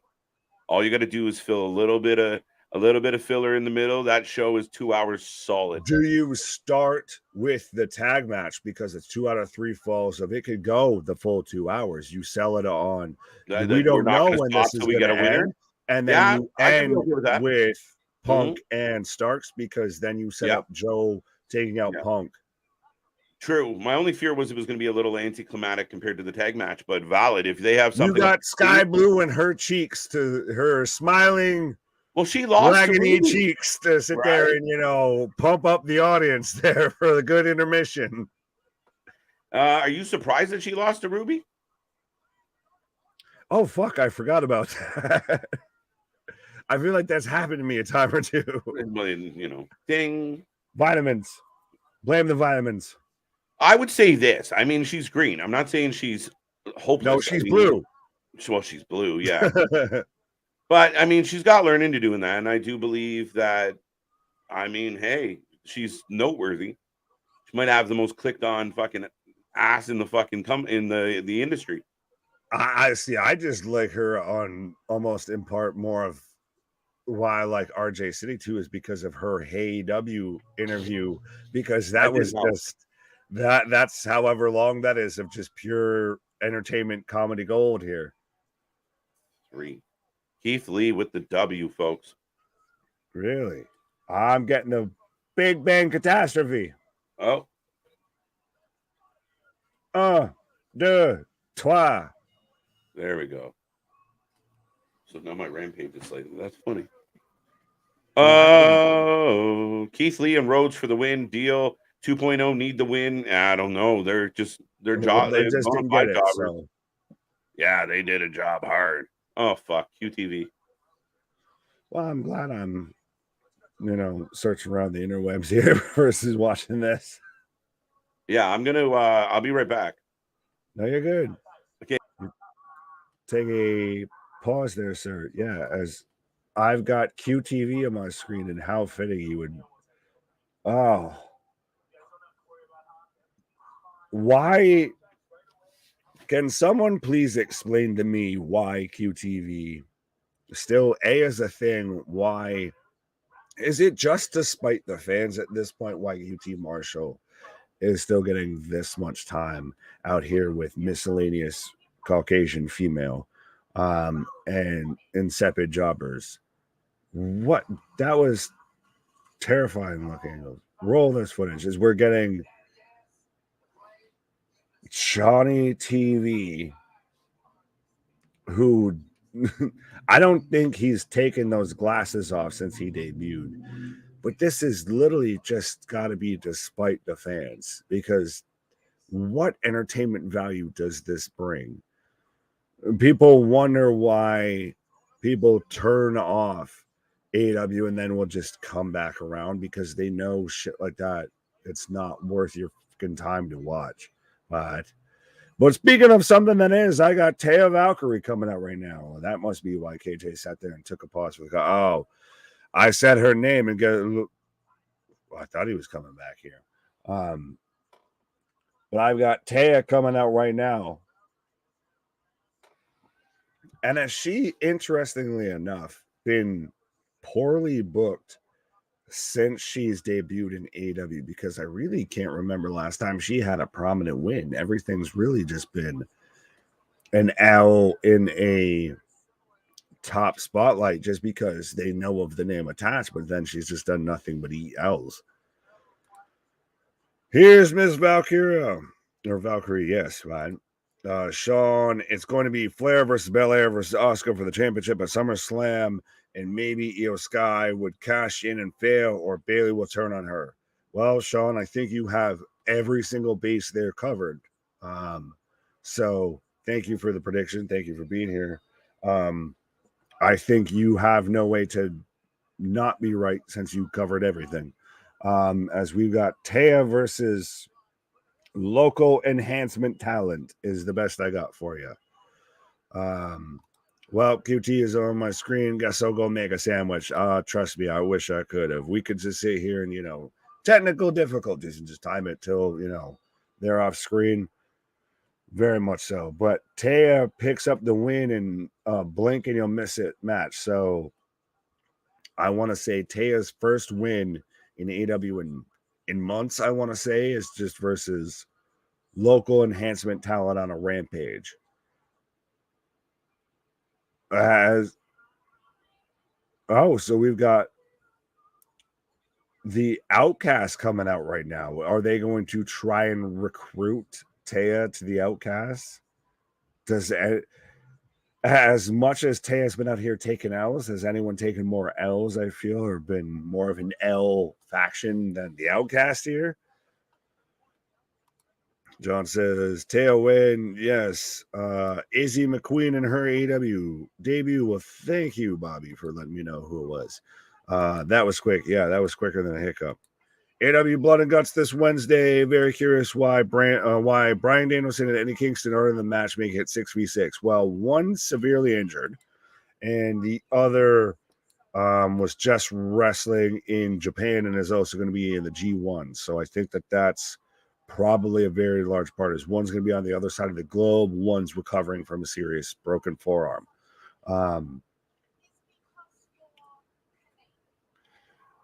Oh, Where is KJ to defend the great country of Canada? Because Tony Storm out here said, that Taya's not getting over, I believe is what she was talking about, of how because she's Canadian, why they don't relate to her. Tony, I already beat everybody. Oh, so we're going to get Tony versus Taya. Is that what we're going to get there? Yeah. The great Canadian warrior comes back to defend his country. Yeah, well, I mean, shit. That coming from a Brit, yawn. An Aussie. Not even a Brit, an Aussie. Yeah, close enough. No, not even close at all. Other part of the fucking country. I was instantly thinking Soraya. I forgot Tony said it. But either way, whatever. Well, either way. This is interesting for Taya, though. But, so tomorrow at Battle of the Belt. So this is how desperate we are to where we can't advertise this show anytime before, literally the day before it happens. We're going to sell it on Tony Storm versus Taya. Taya about to catch another L, my dog. Battle of the Belts. She's worried, right? She sounds like Hermione, for fuck's sake. It's not Leviosa. The AW Championship Ball. Not the Championship Ball. The Championship Ball. All right, so Taya Valkyrie's going to lose tomorrow. Right. So, like I say, you can hold this L. That's honestly, like I was saying while you were on your pause there, I feel like that's become, sadly, Taya's role. Mm-hmm. She's there in big matches because she's got a big name and she's talented in the ring, or she's honestly had probably some of her worst matches in the ring recently since she's gone to AEW, just saying. Mm-hmm. But she just does nothing but catch L's. It's not wrong, Nick. She's the Dennis Rodman of catching losses. Catching something. Right. Pause. Catching something, my guy. But we're rolling through. We're back into another commercial. And so for tomorrow, it's been announced and set up that Tony Storm will fight Taya Valkyrie. I kind of wish they would tell us before, the day before. Yeah, it's a fantastic strategy in marketing is you wait until literally hours before the other show starts to tell people why they should tune into that show. Why? Yeah, and additionally, it's a show that not many people are watching. Fair enough. Mute time. I went on a break because of QTV. I'm boycotting for things. Speaking of boycotting, now that we're talking about AEW right now, Nick, I had to comment today about these star ratings have gotten out of control officially. If they weren't already fucked to begin with, excuse my language, everybody. But, dude, Jericho and Commander gets 4 stars. Have I lost my mind? At this point, the fact that anyone's still even entertaining that as an actual rating system, you've lost the fucking plot. Yeah. Because you're going to tell me that FTR versus Jay and Juice, the first match on Collision, didn't even sniff that. Jericho Commander, it's just one of those. The scale's gone so far off the rails. Of there's I think it's a funny fact of Kurt Angle has no 5-star matches according to Dave Meltzer. Kenny Omega has 17. Yeah, and he tried to justify it. I mean, he recently sat down with Chris Van Zant, and watching him and awe over all of his answers was fun. It was like watching fucking a politician try and give a speech when they're caught. Can you define what the word star is, sir? Right? But come on. And I mean, if you're a diehard AEW fan, you've been watching from day one, you love AEW, even you can't watch that match and go, yeah, 4 stars all day, every day. There's no way. The exploding shoe got 5 stars, and that's when, all right, I'm done. That was the last straw to me of I give up. I'm done defending. I'm done trying to explain it. Of Dave, you're on your own, my guy, right now. lost your goddamn noodle. Like, you can't, like, come on. I mean, again, when I watched CM Punk's Samoa Joe, I wasn't like, this is excellent, but it was a really good match. But let's be real, Commander and Jericho, like, we all think that it's the Young Bucks deeply in bed with Uncle Dave, and maybe they are, but again, it's just another example, another proof that I think a lot of what Dave says, it comes out of fucking the Jerichoholic, the only man addicted to himself. I think that's been a trend across that whole company. 4 stars. It was awful. This is why you need to tune into us, folks, because we give you the complete unbiased perspective. Because there's no one out there that's hitting a finisher, named after us or anything like that. True. We don't get exclusive VIP tickets if we say, these guys are having a great match or anything. Mm-hmm. But I'd like to think if someone was out there doing the fucking For Lifey driver and they sucked, we'd ask them to stop. Like, it'd be like, listen, well, man. That comes down to integrity, and I don't want to fully sound like Randy Marsh, but yes, we have integrity. What in the? Okay, so apparently that was Jack Hook challenging Jack Perry for the show in Boston. What the fuck? Apparently. I understand. I may not be with whatever it is. Well, no, because who sits there and just like mid, like I'm having lunch and is just like, I'm challenging you and just tosses the belt up on the table and that's your challenge. Like, I'm so cool, I can't even look at you or finish my lunch before I cut a promo. Yeah, glad the camera went off before you showed the girl across the table what he wanted to do later. Yeah, you want to go home? This might be the last time I have this belt. You want to wear it? Let me swap something on the table for you. Oh. I'll slap something else on the table later. What? Right. All right, and the next match is up. Here we go. As we're getting Lance Archer is back in the building, bro. The Murder Hawk. Caw. With Jake the Snake Roberts. Is Jericho on commentary? Usually. Fuck. Because I just heard his voice come there with, he's back. I'm like, oh, fuck.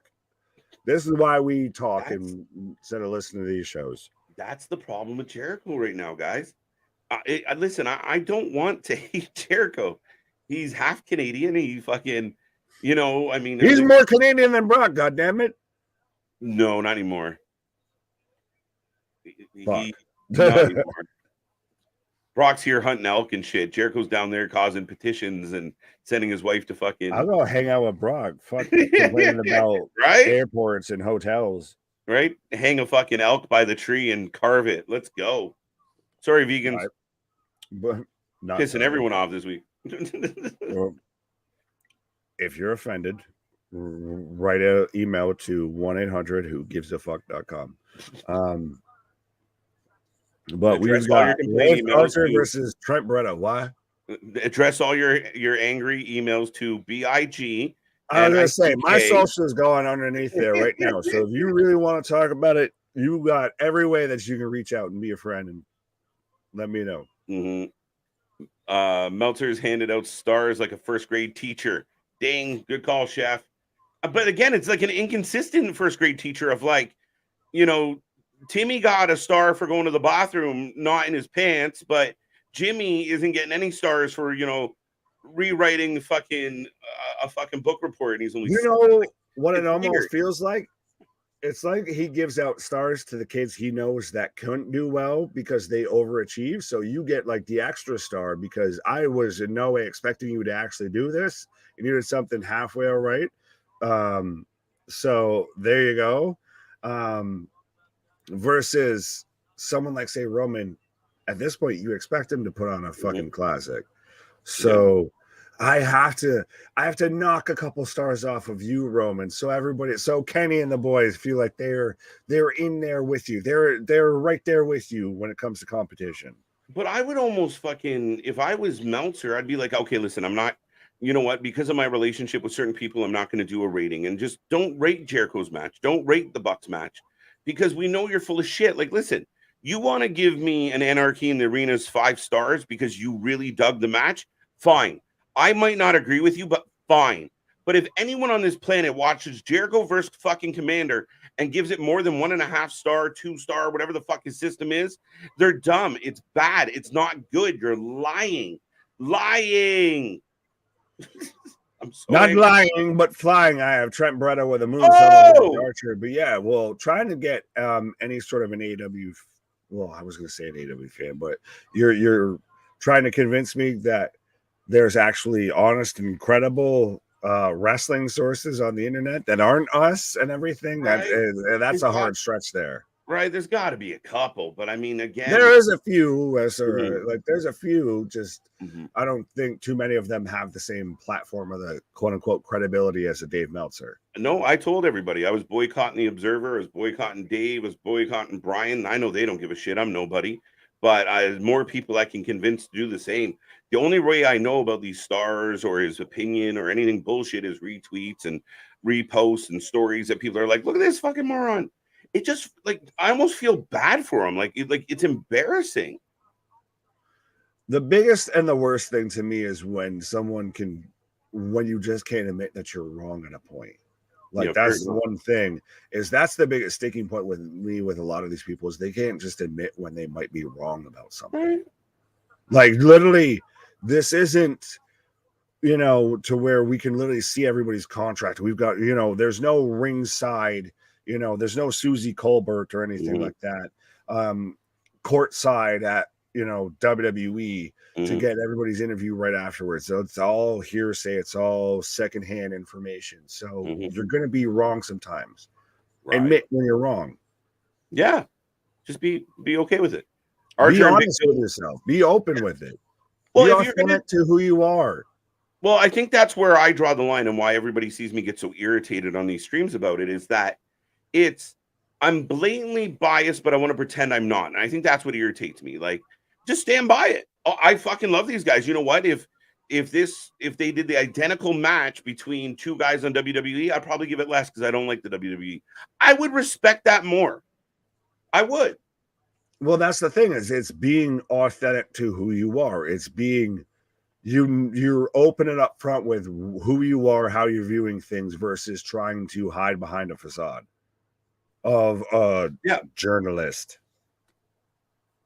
Absolutely. You're not, like, I mean, and again, I think what bothers me beyond that is just watching these dirt sheets fucking tweet and repost Meltzer's opinion like it matters.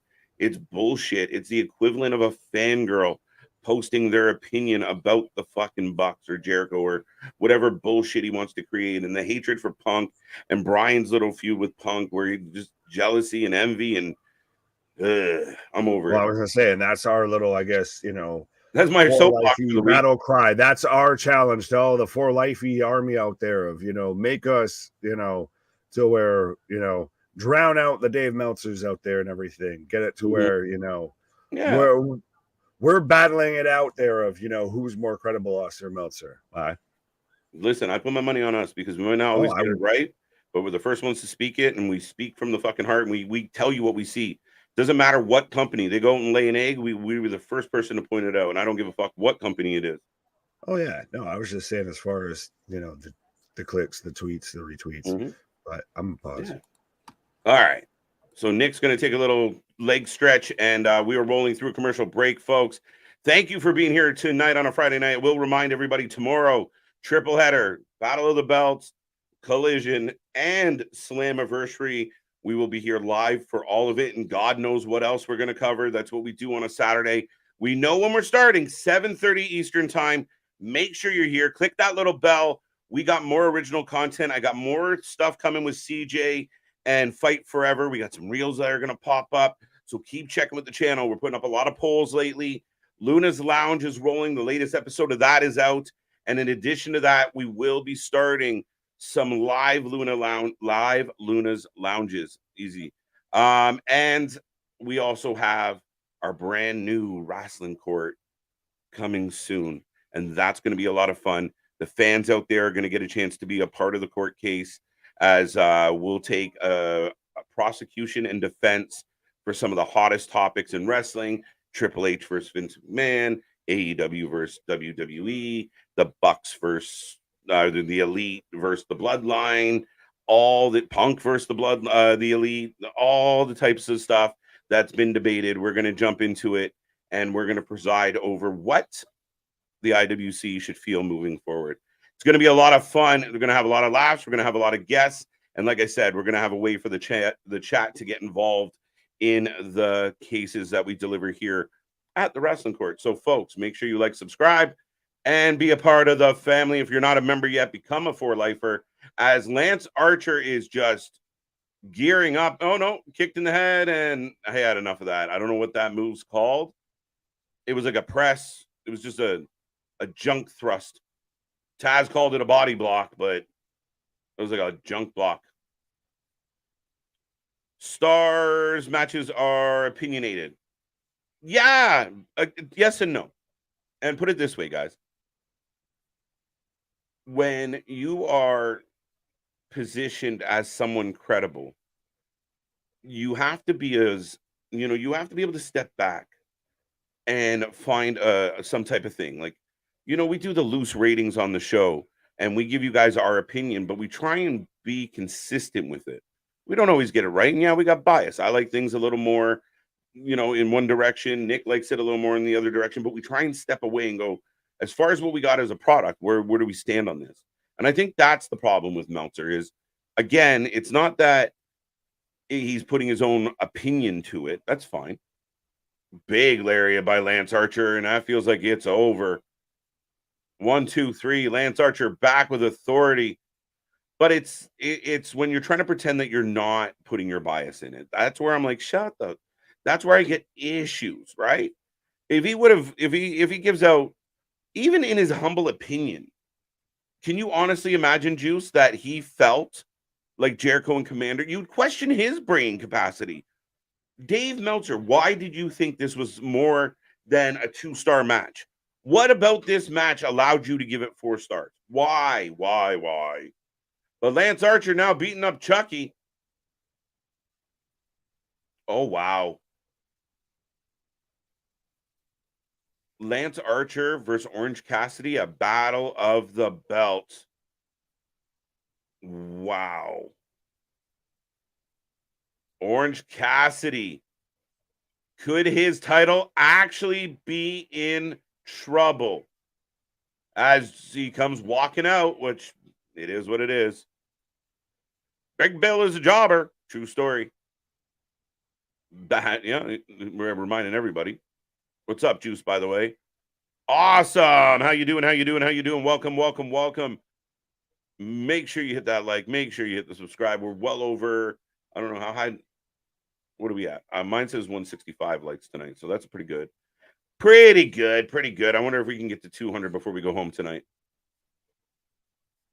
Jake telling him to let go.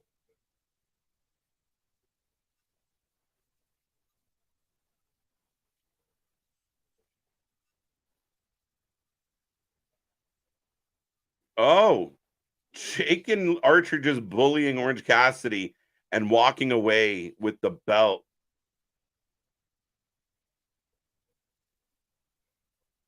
Wow. It makes me sad that Lance Archer is going to go under to OC a little bit. I'm not going to lie. Spoke too soon. There you go. So now I got Jeff Jarrett arguing with the TNA 2003 is here. Put it that way.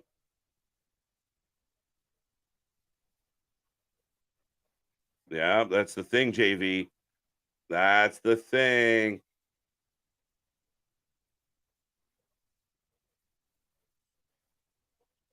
What's the Royal Rampage?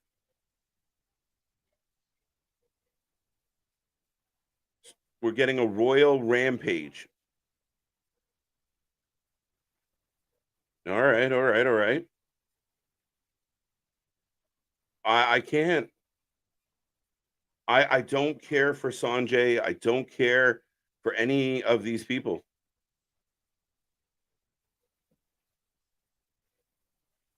Here comes Callis with just the entrance music, the visuals, the picture of him and Takeshita. Oh my Lord.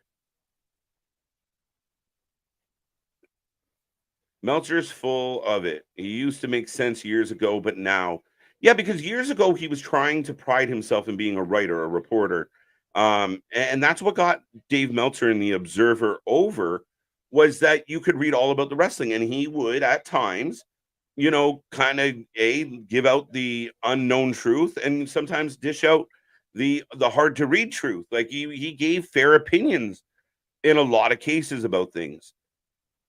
It's only since Dave Meltzer seemingly developed a crush on certain people, or that they had brought him in to the fold in such a way that he somehow feels a part of it, that he just stopped being honest.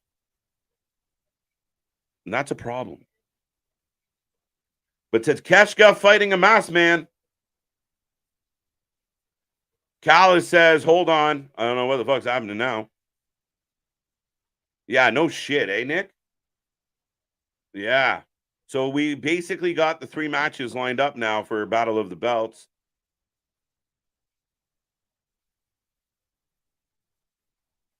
Sweet.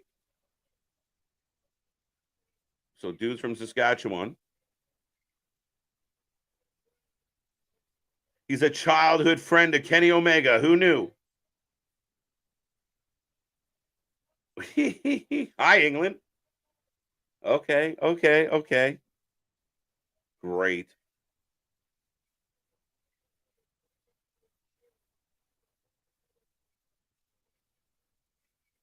It's funny how quiet the crowd is right now as Callis is talking about Kenny. Okay.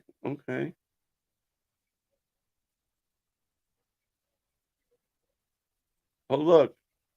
The phones are back.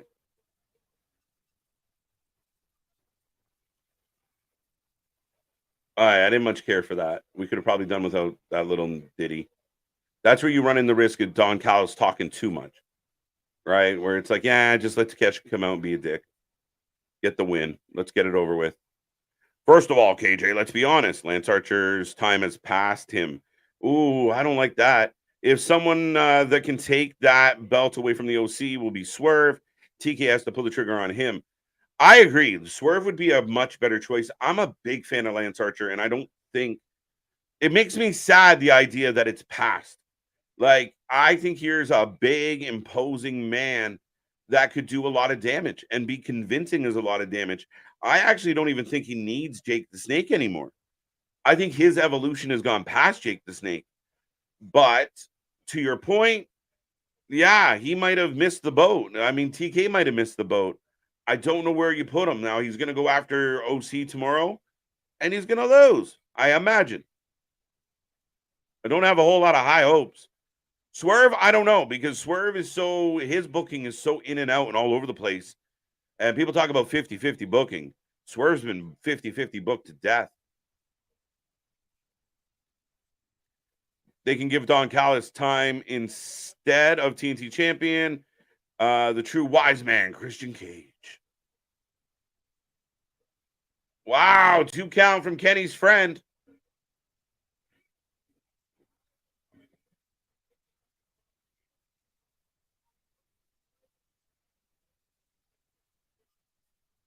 Interesting. So Jericho being, kind of heelish on commentary, pointing out that, his friend would leave him in a heartbeat.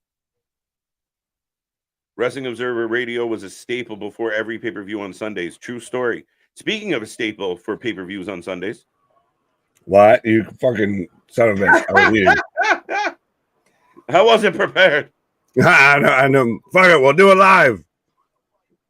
Right. Yeah. Who in the Rudy Blue hell is Takeshita taking on right now? Apparently, this is one of Kenny's childhood friends from Saskatchewan. In a mask. From Saskatchewan? Well, from Saskatchewan? He should have just stayed as Kenny's friend because he ain't doing so hot. Now, would that move that they just hit there, being a driver, not need pre-approval according to the new rules?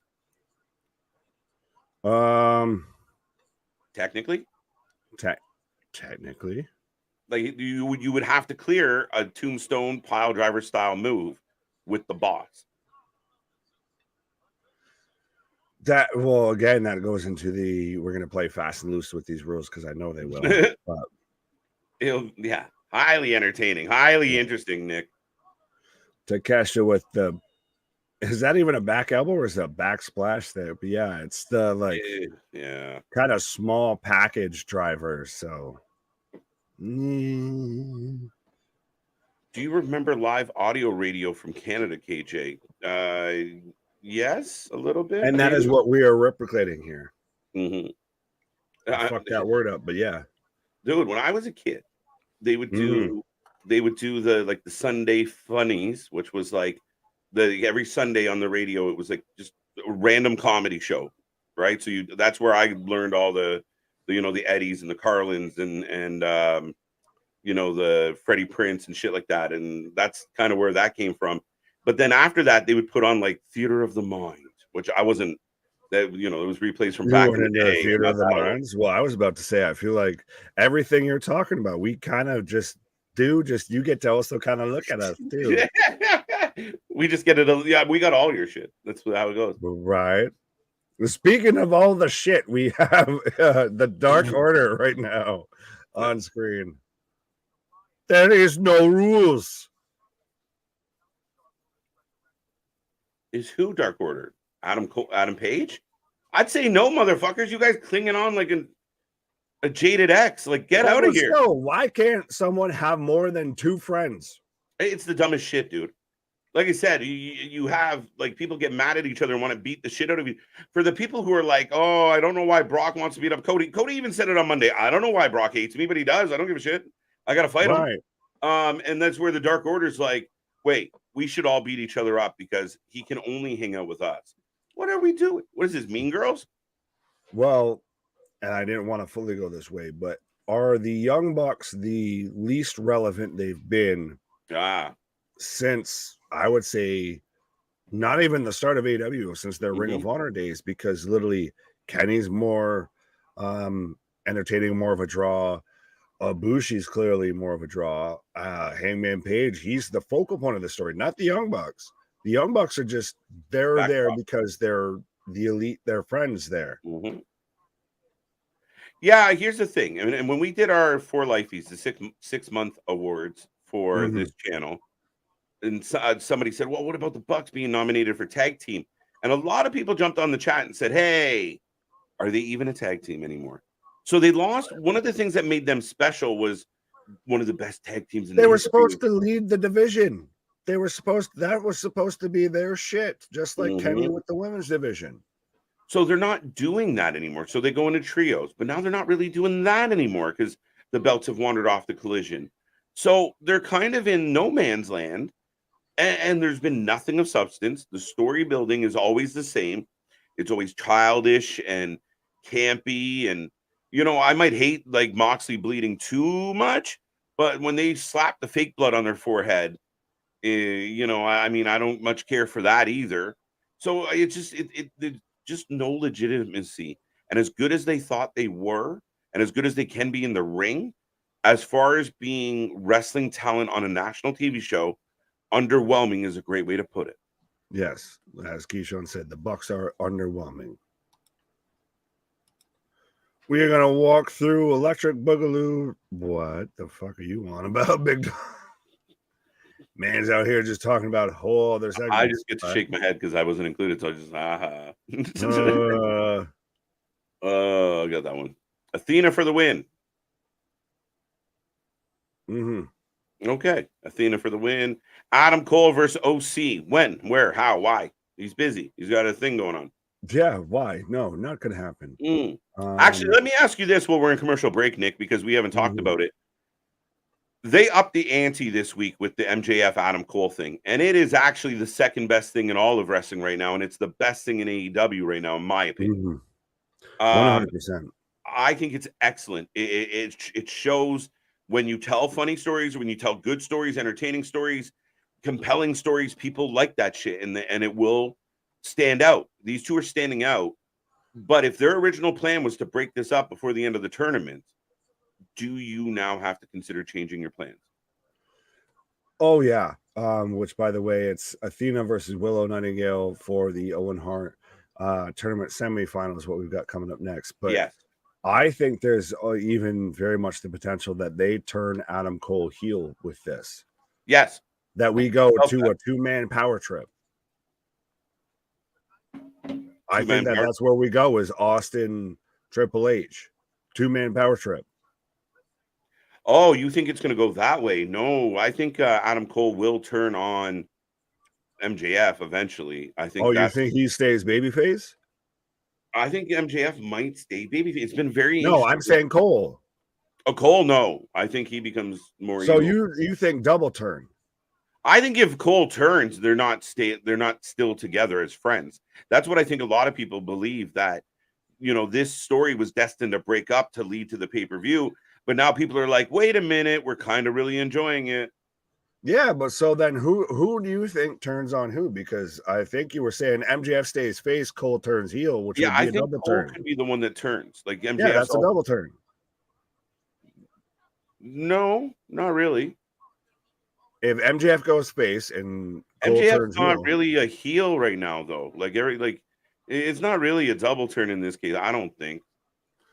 Just because I think they turn Cole heel and they just go 2-man power trip of they run it, because like you said, this is the best thing right now going in AEW that doesn't have the last name Kingston.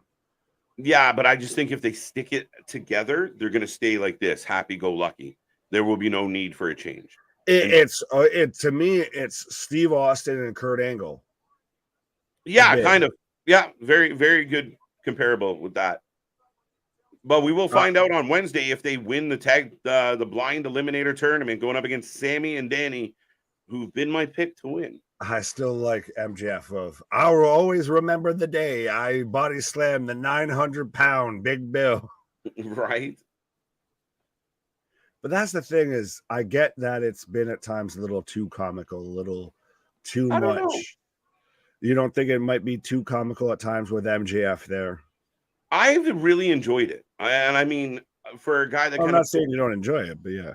But yeah, no, not too funny. I mean, it was really interesting. And like this week, like I said, they really doubled down as far as like MJF's like, oh, video games are fun when you play with a friend. Like, did we not forget Cody Rhodes was his best friend? But do we get a song and dance number like we got with Chris Jericho? Right. I hope not. But that'd be hilarious. God, not. But yeah, I mean, so now they're building up this very sympathetic, like MJF's only mean because nobody loves him. He's the fucking Grinch that stole Christmas. Well, that day, MJF's heart grew 2 sizes that day. Here comes Willow. MJF out here stealing the Who hash. Put that shit in rotation. Right. Let's go. MJF's first Cole in England will be the blowout. So MJF versus Cole that gives you enough time to carry the story for a while. MJF and Cole versus FTR for the tag titles in England. I don't know. What else do you do? What? So you would go to where you get a singles match with MJF and Cole? I could see it. Do we want to see it a third time now already? Yeah, I think so. I think people are chomping to get them back in that ring, especially after the last one ending the way it did. You can get them in the ring just on the same side. Yeah, I don't know. See, that's been the unique part of the situation because, again, the way it was kind of built where Cole wasn't really feeling them, and you're like, okay, well, when does this split? And if they could split this as soon as Wednesday. Wednesday could be their last day as a tag team. Oh, it's going to be interesting. It's going to be interesting. And how does Roddy factor into it will be interesting. I think that's part of why we get the Cole heel turn, because he started to push away Roddy. We could get a Cole versus Roddy match, which when have we seen that? He's even kind of giving Britt a little bit of the cold shoulder. Maybe Britt cools off because of all these cold shoulders from Hayter and Adam. And, how could I miss you if you never go away? Yeah, maybe. I mean, maybe you're not wrong with that. I mean, there is an opportunity that, we even talked about the idea of what if it was MJF partners up with Roddy. You know what? He's not really your friend, and he double crosses, and it's Roddy and MJF moving forward. MJF and smaller MJF. Pretty much. Yeah. People, let me tell you about my best friend. Yeah. Who wins this match? I'm taking Athena. Willow. Oh no, it's got to be Willow I'm because taking Ruby's on the Willow. other side. Yeah, I'm with you. Yeah. Yeah, Ruby's waiting for the winner, so I'll go with you on that one, Willow.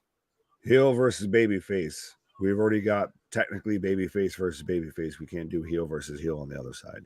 I agree. BJ still here for y'all. Been an insane week. Appreciate it. Stop, BJ. All right. I was about to say a terrible joke there and say it's never a good night without a BJ. Why? the look of disapproval right there. Someone just meme that right now. Really? Not gonna lie, Willow's really grown on me. Yeah, I give her credit for being a nice, squeaky clean baby face. Mm-hmm. I think this would be a fantastic match for the Ring of Honor Women's World Title. I feel like, granted, we might have seen that, but or even if this was competing for the TBS title, the AW Women's title, can someone still explain to me outside of a tribute to Owen Hart what the tournament really means? Because they got championship belts. They got the Braun Strowman, Saudi belt, except they got it in the pink colorway instead of the green one. Right. Yeah, I mean, it's tough to say. I mean, I think last tournament was a little anticlimactic because of the way it played out and who won. Became very apparent early on. Oh, okay, this is what they're going to do, and they did it. This one's going to be very interesting as well. I mean, JV feels like, nope, you got to showcase your world title. They're not going to. No. No. Well, AEW's in the spot that WWE is interestingly not, that their prominent matches, their best matches that they could really put out there right now, don't involve their world title. Very true. Yeah, I mean, the titles are all over the place and sporadically kind of challenged for and battled for, and it's weird. Like, out of nowhere, we're gonna get. Why are we getting Tony and Taya out of left field? Well, yeah. Well, I was gonna say, that does become the victim of you have too many championships right now. You have too many championships across too many brands, and even involving too many champions from other companies. Of everybody in this fucking company seems like a champion in some form or fashion. Right. So some votes for Moon, some votes for Willow. Pause, Nick. Serious pause. I don't even know what you said. Oh, I know what you said. Yeah, you know what I said. I caught up. I know what I said, so you better know what I said. Do you play Fight Forever? We all play Fight Forever differently. Yes. You have it on Switch. CJ has it on PC, I believe, and I have it on PlayStation 4. Mm-hmm. Yeah. Which, if you have it on PlayStation 4, congratulations on your $60 coaster. Because, yeah, if you want to try and play online with any of your friends, good luck. There you go. Or it's the antithesis of with you to where you have to buy online to play the game. It cost me $5 a month. Mine says no online. Yours says all the online. Yeah, I can't do shit. I couldn't even get into like an exhibition without being like on like the monthly membership thingy. Pissed me off. It's amazing how they've made, instead of a wrestling game, they've just made all the games. So it's 3 different games across 3 different platforms, and now it's even including Battle Royale a la Fortnite and everything else, with the Stadium Stampede. Yeah, I mean, it's like, instead of doing a whole bunch of shit really, really, really good, they did as much shit as possible, very average. Yes, 100%. And I will say this: I like playing the game, guys. I enjoy it because whatever. But realistically, I mean, it's fucking 1998, 2005 at most. Like, it's old technology. But see, well, some people on one hand like that because it's the arcade style. I hate, That's and my not. brain doesn't work for the fucking controller mapping. What the But fuck? what? It's arcadey style. That's a bullshit cop out answer. Because it's not But even like graphically good arcadey style. It's like dude's lifting the weights with no weights in his hand. well, no, to me, it's arcadey style is you have even some people on the menu that look super arcadey, like they look like the creative version of a creative version of that wrestler, and you have others that literally look like they're in the 2K creation suite of they literally look identically to who they are on screen. Yeah, the first people they made, and then the last people they rushed. That's the difference. Or it could be reverse. Yeah, true. Because think about it, Kenny is a big backer on this game. His character model is not Kenny Omega. Valid. I can get a better Kenny Omega on 2K23, and I think that's they were already fighting an uphill battle. And the biggest problem, like you said, is they made all the games instead of a good game. Yeah, I mean it's flawed. I mean, realistically, if anybody went out and bought a Fight Forever game, but it was it was a GTA style game, or it was a fucking Call of Duty style game, and it was that level of play in 2023, you'd be like, what the fuck did you just sell me? That being said, it's not a 60 and not an 80 whatever the fuck Elite Edition game. Agreed. But that's where you get concerned. Like it ends up feeling like, well, oh wow, 2 count. Oh, some clunky moments.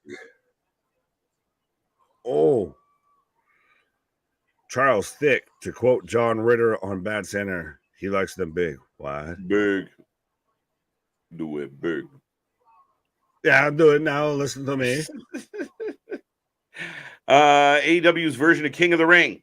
Oh, okay. Really? Is that what we're calling the Owen? Oh, because I really thought my head went to their Rampage Royale. I'm like, wait, what are they doing? No, yeah. Rampage Royale. You want to know what they call a King of the Ring in AEW? A Rampage Royale. A Royale with cheese. A Royale with cheese. No shit. All right, just machine gun chopping to no avail. The back and forth chop spot not only one of the most overused, ubiquitous spots in professional wrestling, but especially in AEW. Like literally, you can't watch a match, watch a show without a back and forth chop spot. Yeah, and I feel like every time I bring that up to somebody, they're like, "You don't understand. It's the Japan style," and I'm like, "Yeah, right, cool. I don't need to watch Japan fucking every match." That's the problem. It's the every match part, guys. Does nobody not do the Japan style? Do you have anybody that does? Oh wait, you have the Luchas doing the Japan style too. Shit. Okay. Anybody not do it? Don't worry, you got Ruby Soho out here doing the WWE style of looking at this camera or the television screen. She can't look at it head on. Everyone just watches from the side. You got to get that panoramic vision. Why couldn't you shoot it where she was like watching the TV directly proper, and you were just kind of on behind her on an angle, and you can tell it's her, and you can figure out what the fuck she's doing? I don't get it. Because you don't get her face. I don't need her face. We just need to know who she is. Yeah, no kidding.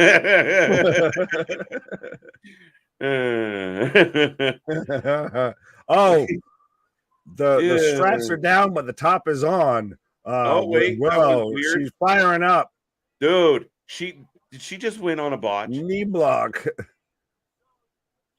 That was sloppy as shit, if I'm correct, bro. This is ending the show. This is your go off. They literally. That was sloppy. Sloppy as shit. Why did you not just pick her back up and drill it again? You can't. Oh, I dropped her. 1, 2, 3. Well, no, that was sloppy. And even then, the pin. I mean, on one hand, it works with the leverage of you literally just had her by the fucking heel clickers.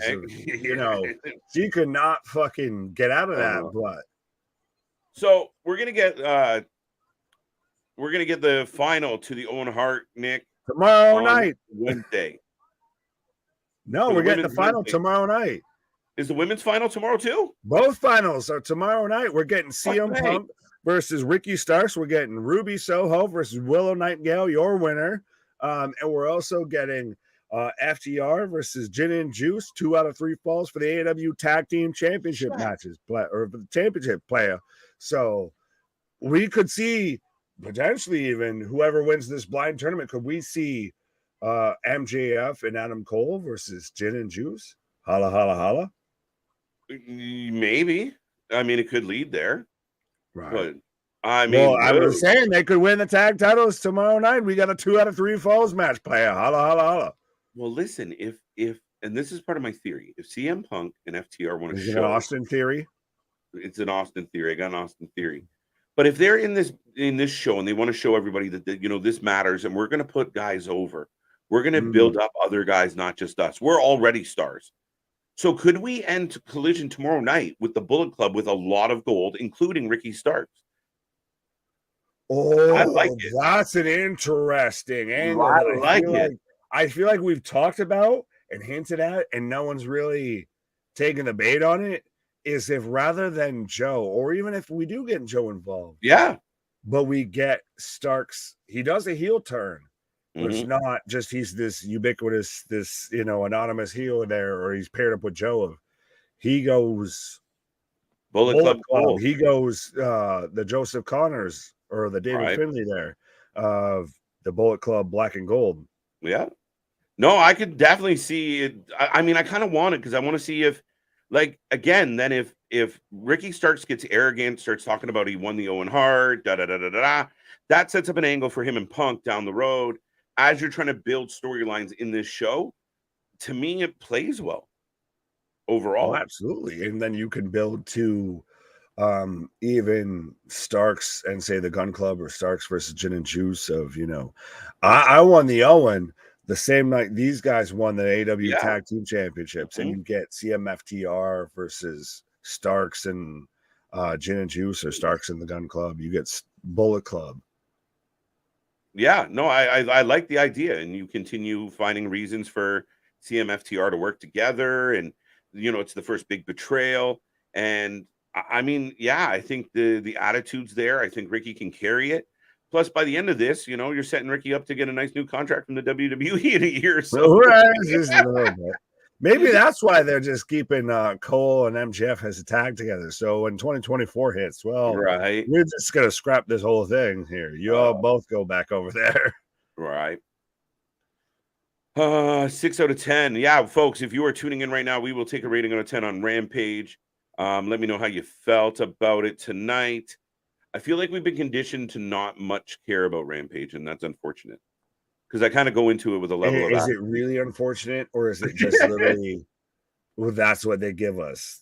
Listen, based on what they're doing on Dark, I keep saying it. They got to make Friday night Ring of Honor Rampage and stack it. Give us 5-6 solid, not AEW Dark matches, solid Ring of Honor style matches. Ding, ding, brawl it out. Let's have a good one and leave it in the ring. That's all I want. But see, I thought initially Rampage would have become just Ring of Honor. And then when it proceeded to not become that, I was like, okay, well, maybe they can, like you said, they at least get outside of that WCW Thunder niche that they were in, that WWE main event. And they have proceeded to do none of that. Yeah, I think if you could make Friday night at 10 o'clock a fucking destination. They can't make Saturday at 8 o'clock. You can't make fucking Friday at 10 o'clock. They're working on it. 7 out of 10. 4 out of 10 from Larry. 5 from Damian. 8 from Bobby. So we're getting a range here, Nick. Yeah, we're getting the highs and the lows of AW Rampage right now. Right. I mean, it was okay. Willow and Athena was clunky and a little sloppy. Lance Archer was okay. Fuck, I don't know. So again, I'll ask this. Twofold question to an extent of best week or best night so far of pro wrestling on the week and best show of pro wrestling on the week. And I feel like for both of us, they'd be the same night and the same show. Yeah, I mean, I think this week on my hat, I mean, Collision will have an opportunity maybe to change my mind, but honestly, from Monday to Friday, the show I had the most fun watching, especially from a ring standpoint, not storyline standpoint, what I was given in the ring, it has to be Tuesday. And I know some Yeah. people are going to hear this and think we're on drugs, but we are, and that's not the point. Yes. Right. And that shows though 100% of how much they've elevated NXT from Yeah. the 2.0 era to where we're like, just get rid of it, just stop it, Yeah, just end scrap it. NXT, to now it's not even almost arguably the best night of professional wrestling this week, best show of professional wrestling. Yeah, I mean, yeah, I liked it. I liked overall what we got, and even some of the side stuff that is a little more of the exaggeration or the hype, the hyperbolic type, storyline. It worked. It was fun. Dynamite again was what it was. No, Aaron says 9.5 on Raw, but I can't. I can't go Well, there. this man's just out here with all the Meltzer ratings. Yeah, he's out Yeah. here. NXT was a 9. What happened on Raw that made it? I can't remember. Did anything big happen on Raw? Like there was like, oh, this is a 9.5. Sure. Did anything happen on Raw? I don't know. I feel Good like I gave question. it a 6. I feel like it was the 6s across the board this week. Boston's saying so far NXT is definitely best show of the week. I agree. Mhm. NXT was the best show of this week so far. I feel Yeah. like though that's starting to become a bit of a trend. I like it. It's good. Get back to AEW was an 8. Aaron's like I said, Oh. he's just out here with all of the favorable ratings. Yeah, that's a Meltzer. I was there, so I'm biased. Yeah, I think that's we can tell. right. I forgot that Aaron was in the building. So yeah, no, that would be a good reason to be biased. Larry's highlight of Raw. It ended on time. Yeah. Well, you can tell for 100% we never end on any sort of time. No, never. I don't know if you got anything else, sir, you want to chat No, about. it looks like we're winding down to the crowd here. NXT this week. There you go. Okay. So, I mean, we'll continue to put up the polls, folks. Check those out. I'll try and remember to do one on Sunday and see how you guys felt about this week in wrestling. Collision has a shot at, stealing it. And we will be here tomorrow. Triple header. We got Battle of the Belts. We got a little bit of Collision, and we got Slammiversary. Me and that big guy are going to be live for all 3. So make sure you come back. Make sure you tell all your friends. If you haven't yet, please click the like. Please click the subscribe. If you want, become a member. But if you could do anything, spread the word.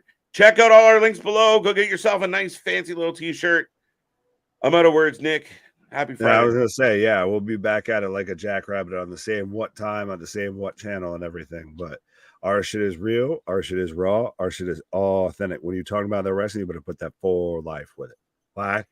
See you on the flip side, folks. Get some rest. Come back tomorrow.